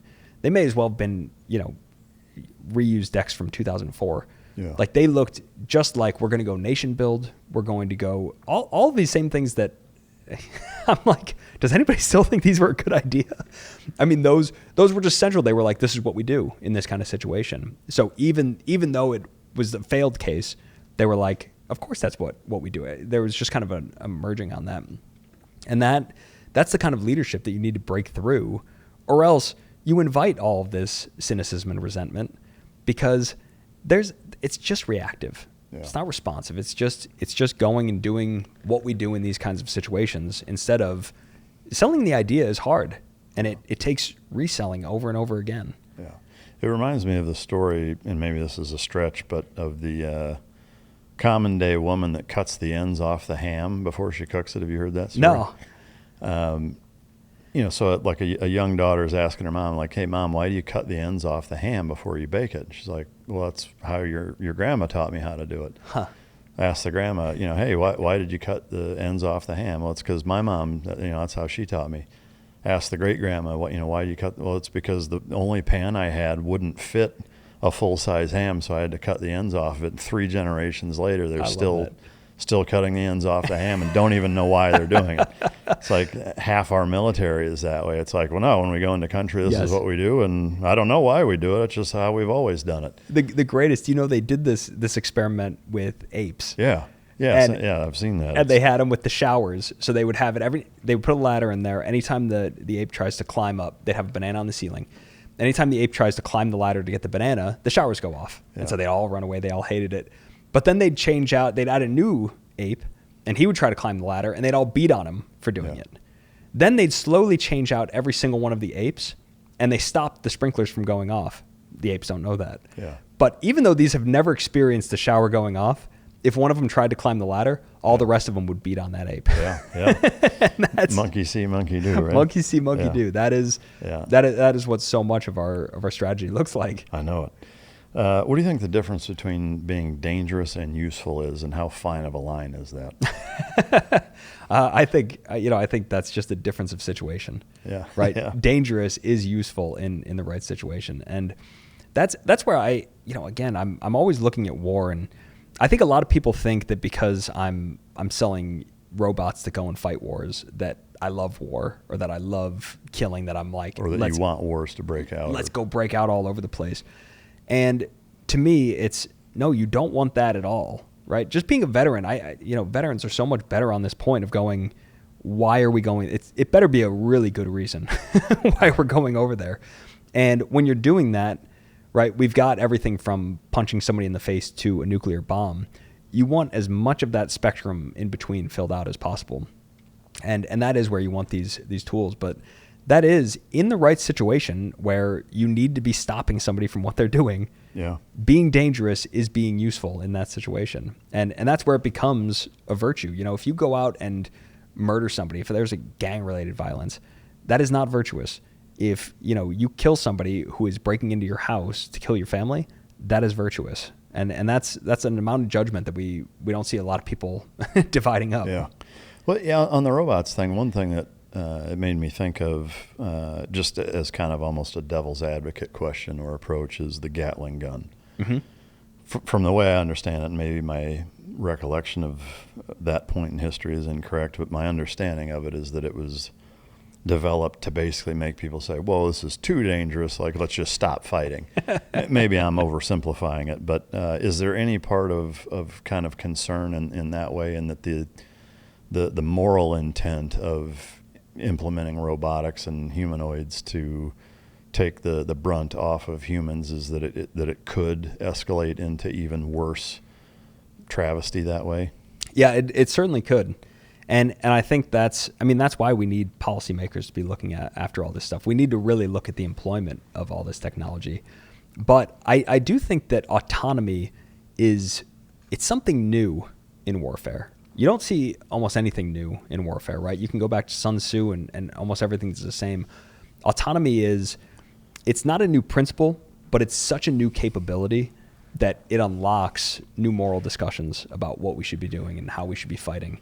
And so I do think that, a machine gun was going to just kill a lot more people. That was pretty predictable. Yeah. That it was going to do that. Well, I wonder if a lot of people thought that, though, or if they almost naively went into it thinking, I think that's going to keep everybody at bay and not going to make them want to fight. I think so. You can read a lot of stuff. The Gatling gun was so interesting to watch its development. Again, I love to look at history at how this stuff comes out instead of trying to divine it. Yeah. But the Gatling gun, Lincoln shot the Gatling gun, right? It was out in the Civil War. It wasn't to a level that they could make it cheap enough and get enough distribution. So it's interesting that it took, until World War I that you were really seeing that as a strategic asset. But the writings around it at the time were, this is kind of the, the Moab. It's mother of all bombs. Yeah. This is going to be the ender. And, I don't know if people were talking themselves into that or thinking that the enemy just had no technology to be able to copy it. I'm not sure why they would. But the enemy is always working on the same thing. Yeah. As a father, you have 2 daughters and 1 son? Yeah. Right? I am curious on the son side, not to discount your daughters, but because we're talking about more on kind of the male aggression and ego side. Is there nuance or how do you raise strong sons without them becoming reckless? Like how do you teach them restraint as they're young? I have both daughters, so yeah. No, it's been really interesting because my son also says that he wants to be a Marine. Really? Which is, I'm always trying to get him not to do that. My wife's always trying to get him not to do that because you just, again, there are things that you'll take on for yourself that you just don't want for your kids, right? You just don't want them in that kind of harm. But, it's interesting to me that I think that, young boys are really evolved to be scared of a lot of real scenarios. And I think that can be confusing to look at because you picture that it's a boy with a wooden sword. He's going out and chasing dragons. They love that in imagination. He loves Nerf guns. He loves all that kind of risk. But when it comes to something real, it's scary. And, I can remember myself, like being a kid, I was so scared of everything, right? And I was terrified of the dark. But I remember when I was maybe 10 years old or something like that, I would start forcing myself out. I had a little plastic watch, right, with a stopwatch on it, but it would light up. And I would go into my backwoods at night, and I would force myself to stand there in the dark, and I'd start at a minute, and I'd move to hours that I would be out in the woods at dark just to get myself over those fears. To me, that is, it's kind of every man for himself. Everybody has their own story about how they overcame those things, how they started to take on strength and courage and resilience. And, my job as a dad is to hopefully give him a little guiding light, hopefully not make him feel so ashamed with himself for feeling scared when he's young, but also guiding him toward, sports are a pretty good way to learn this. Hunting can be a good way to learn this. Just pushing yourself past whatever you're afraid is going to help you. Yeah. What do you think mothers should understand about male aggression? That it's something that you want out of your son. You want your son to be dangerous. And I think that, we look today in such you just don't want anything bad happening to your kids. You just don't. But again, when nothing bad happens to your kid, everything bad will happen to your kid. So you'd much rather have all these, tiny little BB gun incidents than one shotgun to the face when they're older and trying to get in the real world. And so you really want that out of your son. I think that a lot of people get scared of that now. There are all kinds of people that are promoting, medication for their sons. They try to medicate away this, what I think is the most important part of yourself to build, especially as a man. Yeah. They go, that's not good. We need to get rid of that. And I go, no, that risk taking, the risk taking of pranks, right? My son plays a lot of pranks too, and got in trouble at school for it. But I think pranks are that's an early sign of an entrepreneur, of somebody who's going to build something, of somebody that can take risks, for something. It's usually for something funny back then. Yeah. But risk taking is exactly what young men should be up to. Yeah, I agree.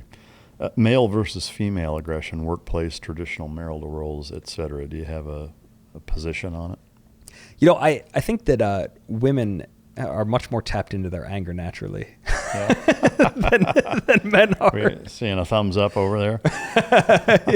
Or maybe, maybe a pillow I thrown. think that naturally comes out. And, I've always loved that, I've told that to my wife a lot, is that, I had dated a lot of girls that would get sad about everything, and I wanted to opt for someone that got angry about things, because it's just easier for me to.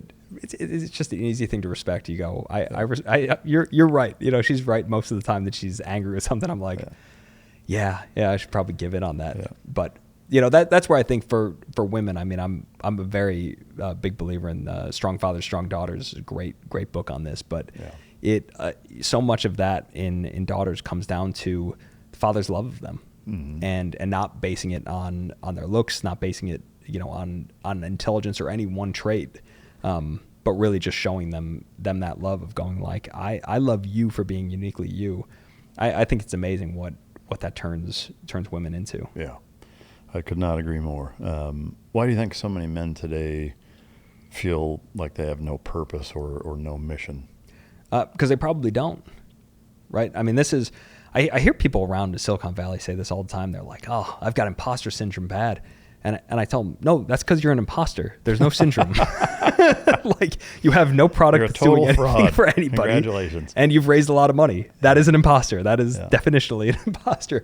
I think a lot of people that feel that they don't have purpose don't. Yeah. And that, the response to that is not drinking or drugs, or let me fall into this oblivion of distraction. It is go find a purpose. And, I promise you the purpose is going to be somewhere in the direction of service and not selfishness. These people that try to turn that into buying fancy cars and buying fancy stuff, they're all the old lessons, but you can learn them your own way, in a very hard way, and over the course of decades, or you can take my word for it or anybody's word for it. It's go build something. Go build something you're proud of. There are so many things to be built in this world. Yeah. Go do it. You'll be amazed at what your life looks like. Yeah, in a certain way, I feel like a lot of the Stoic lessons are almost cliff notes to that, because they are typically fairly abbreviated and succinct, and they're almost, it's like that it's almost too easy. It's like or simple. It's like it's simple. It's not easy. Yes, and that's the big difference. But how has fatherhood changed you? Oh, in such a major way. Because, I think that it was, for me, especially like when I was coming up in the Marine Corps, when I was 21, I was just so obnoxious in so many ways. I was very arrogant, right? And I really did think, I'm going to go into the Marine Corps and I'm going to be God's gift to the Marine Corps. I was like, because whatever the task is, I'm going to give all of myself to it. And nobody else can give themselves as much to it as I can. I just, that level of dedication, I was like, I'll take anybody on dedication, right? They can lift more, they can do these things. Dedication, I'll do. And I think that started to, thankfully I joined the Marines in a place where you did learn, oh, no, you don't get on top by going over the other guys. You get on top with the other guys, right? Yeah. That was an important lesson to get to. But having kids, you start to think of everything generationally. And I think that's the best perspective to have and to operate in the world with is, today I've accomplished a lot that I never set out to. And I've got things that I'm proud of that I've done that weren't goals, right? But now from here on out, it really is, what are the kids going to look like? And my wife and I, we strategize about this, right? We talk about this, we strategize this, we lecture the kids like crazy, because it's not about how much money you're going to make.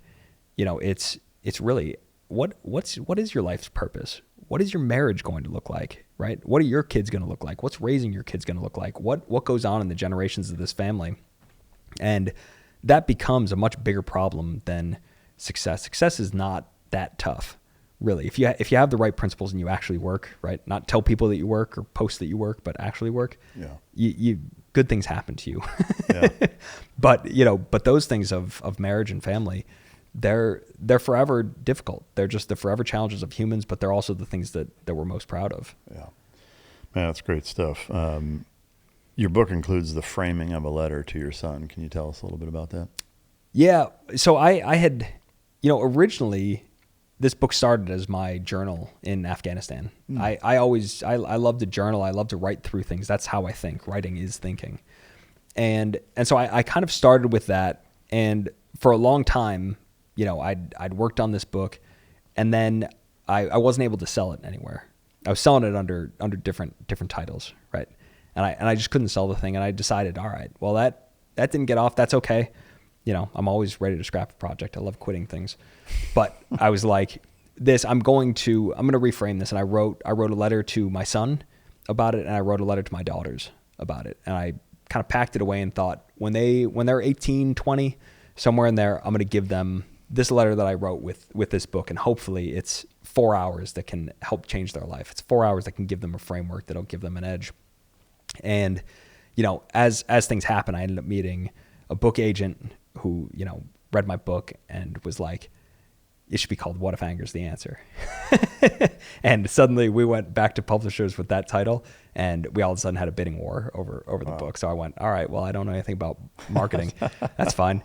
But that was where it was. But but it opens, I left the letter in there because I thought what I was writing to my son, that really was what the book was about, was saying in modern times, it's easy to think that barbecuing or watching football is what it is to be a man. It's really easy to start picking up these things and saying that's what a man is, and it's almost cosplay, right?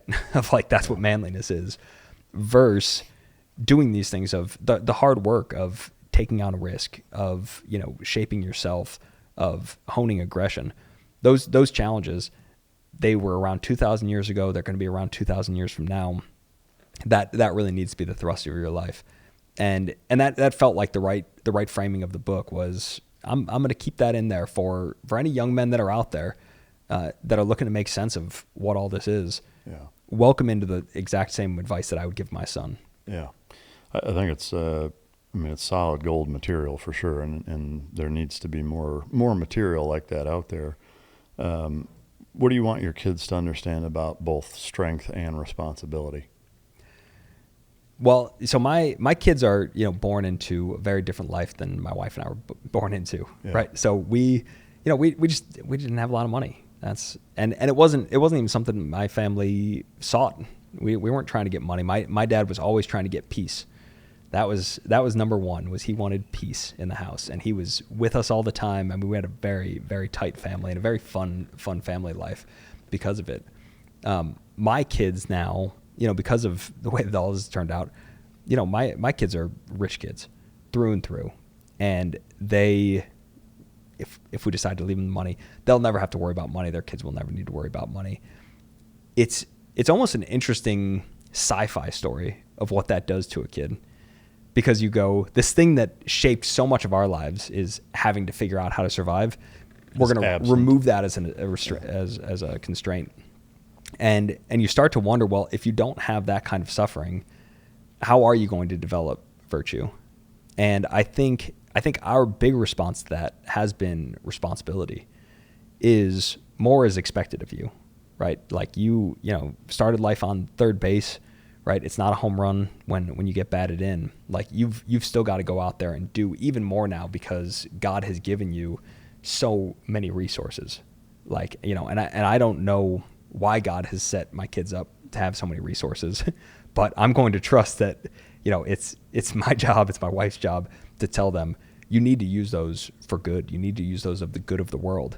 And it's an honor to be in a position like that. I felt the same way when I was young platoon commander, right? That you're like, you almost can't believe that somebody's trusting you with the resources that you have. Yeah. You meet the parents of your Marines and things, and you go, I'm doing this. I'm 22, right?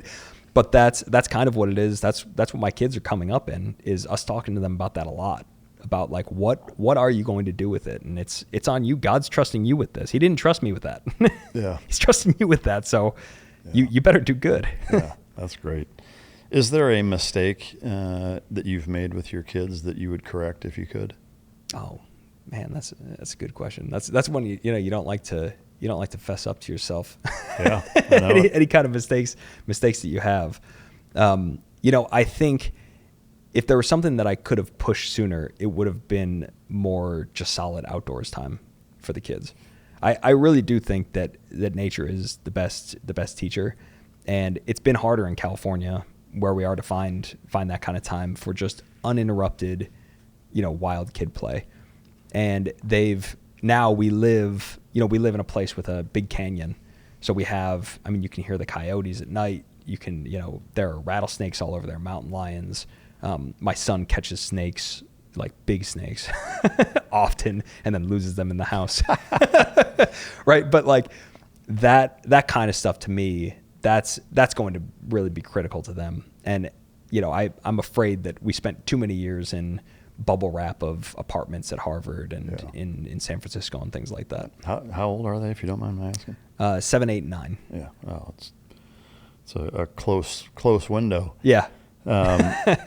You've mentioned faith a couple times. Did you grow up being rooted in it, or is it something that's developed later in life? I think both. Yeah. I was Catholic when I was born, so I was baptized. I did, First Communion, all these things. But I'd really kind of grown out of that for a number of years. I think that there's just these bad teenage years in anybody's life where you just start to think that intelligence is everything. Yeah. And you love intelligence as a thing to poke holes through things, instead of seeing, maybe that was there for a good reason, and maybe that's helpful. Because, if you look at, loyalty, for example, loyalty is stupid, right? It's like, no, I should look at every situation and decide whether I want to be with that person or not. But no, the more beautiful thing to do is to be loyal. Courage looks stupid. It is more beautiful. So I think that kind of good versus beautiful is a hard one for people to see.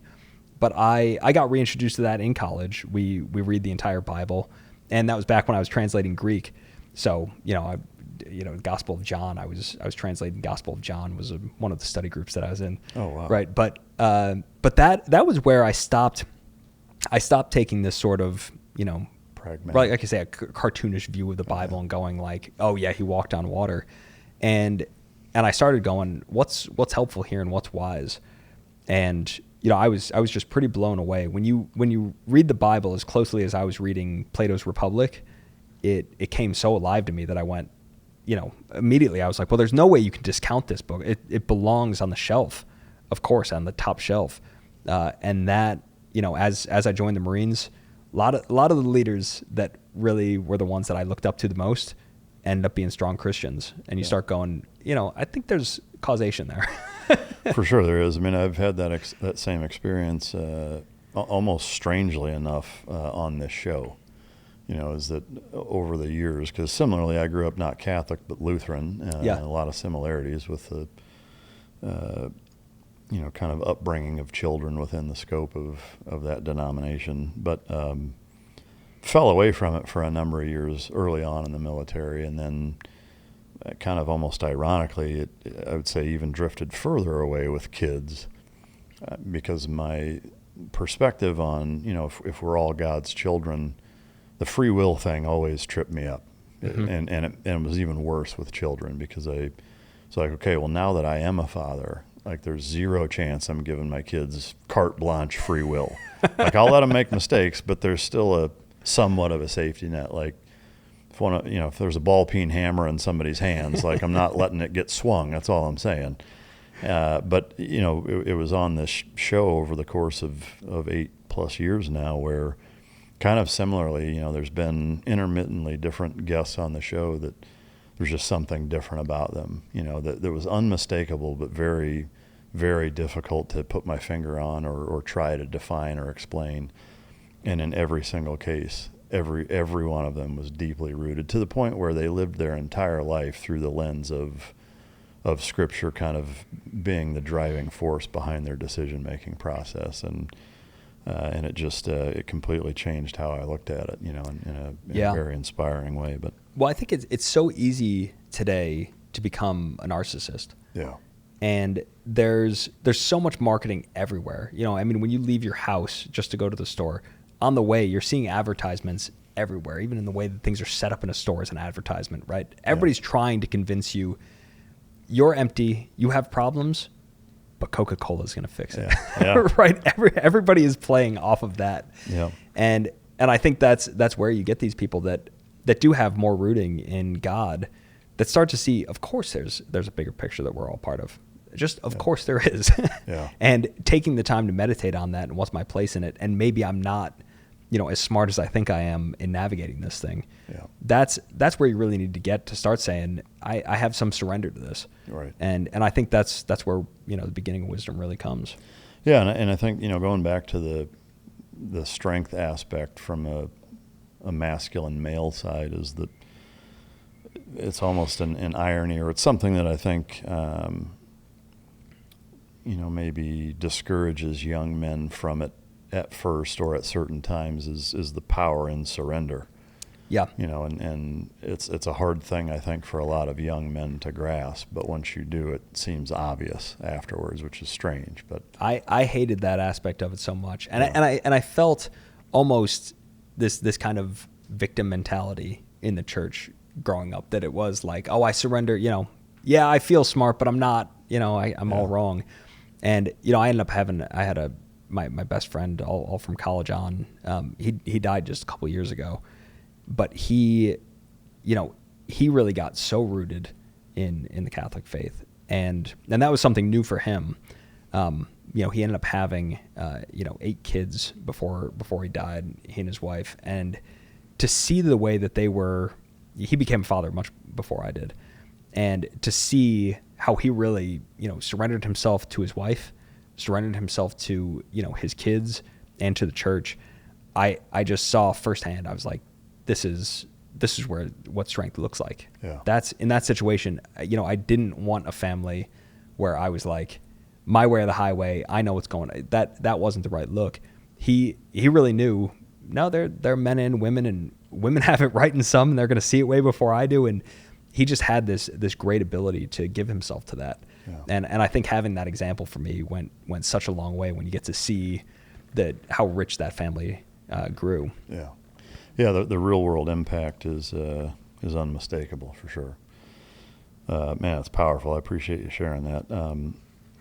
Looking back at everything that you've done and accomplished and kind of where you're sitting at now, is there a single thing that stands out as being for you what you're the most grateful for? Like I say, I kind of had someone for each chapter, right? Like I was born to a great mom and dad, and that's that's the start of so much. When you don't have that, I always feel so sorry for people that don't. But my English teacher stepping up, and I was not headed for college at all, and she really stepped in and was like, you should really do this, and showed me all of the all the Greeks that you did, and for whatever reason that spoke to me. I had my Greek professor in college. He was the one that recommended the Marine Corps to me, of all people. Yeah. Right, philosophy PhD. But he said, no, this is a very serious place. Talking to me about Thucydides and things. He said, that's what you're looking for. Captain Shin, first really strong Christian leader that I met in the Marine Corps, that really took me under his wing. And if there was any doubt that a Christian could be aggressive and a killer, he answered that in spades. But it's just these people over and over again that I've had come into my life that I think that a lot of people have them, but you've got to be open to them, right? It's what's the old the Zen master thing? It's like when the student is ready, the teacher appears, right? And so you got to be able to receive wisdom, Yeah. And I do think ego and your personality gets in the way oftentimes, Oh, so much. And that's where, for me also, as a Marine, right, I'm this single Marine, and I lived and died for the Marine Corps. I loved it. Meeting my wife, what a, for any guy that, when they fall in love, it's just like a rom-com, right? You go from this like sharp professional, you're like, I've got it all together, to a gooey mess, to now you're like, oh crap, what goes on? But that's been a whole thing. I think we've been together 12 years now, but that's such a change in your life when you find the right partner, the right counterpart to you, and when you can live responsibly with them. That's where your life takes such shape that 12 years ago to today, our lives are absolutely crazy, and where we are in life, financially, from success, from happiness with our kids, from all of these things, it's I couldn't be more proud of what we've done, and that all comes from giving yourself to these things. Yeah. Man, I love it. It's amazing lessons and a ton of wisdom. I definitely want to check your book out. When does it come out? November 3rd. November 3rd. Do you have any galleys or anything you can send early? Or? I don't yet. Okay. But the government's about to approve it. Fingers crossed. I would love one when they're available. But all said, I appreciate that. Yeah, I appreciate it. Anything that I haven't asked you that I should have? I think we've covered it all, Mike. Covered everything. I love this. I'm a huge fan of your podcast. Oh, and thank you. I listen to this all the time, and very humbling. and it's because I think you do such a great job of really just bringing out the stories of people that I find so fascinating, how especially veterans get to be what and who they are. Yeah. And so it's just been so great getting to sit down and talk to you about all this. Well, it's an honor that to hear that. It's always my goal, but it's super rewarding and fulfilling to hear you say that. So I appreciate it very much. To the listener/viewer, I hope you enjoyed it. If you didn't, you can choke yourself. And until next time, this is Mic Drop.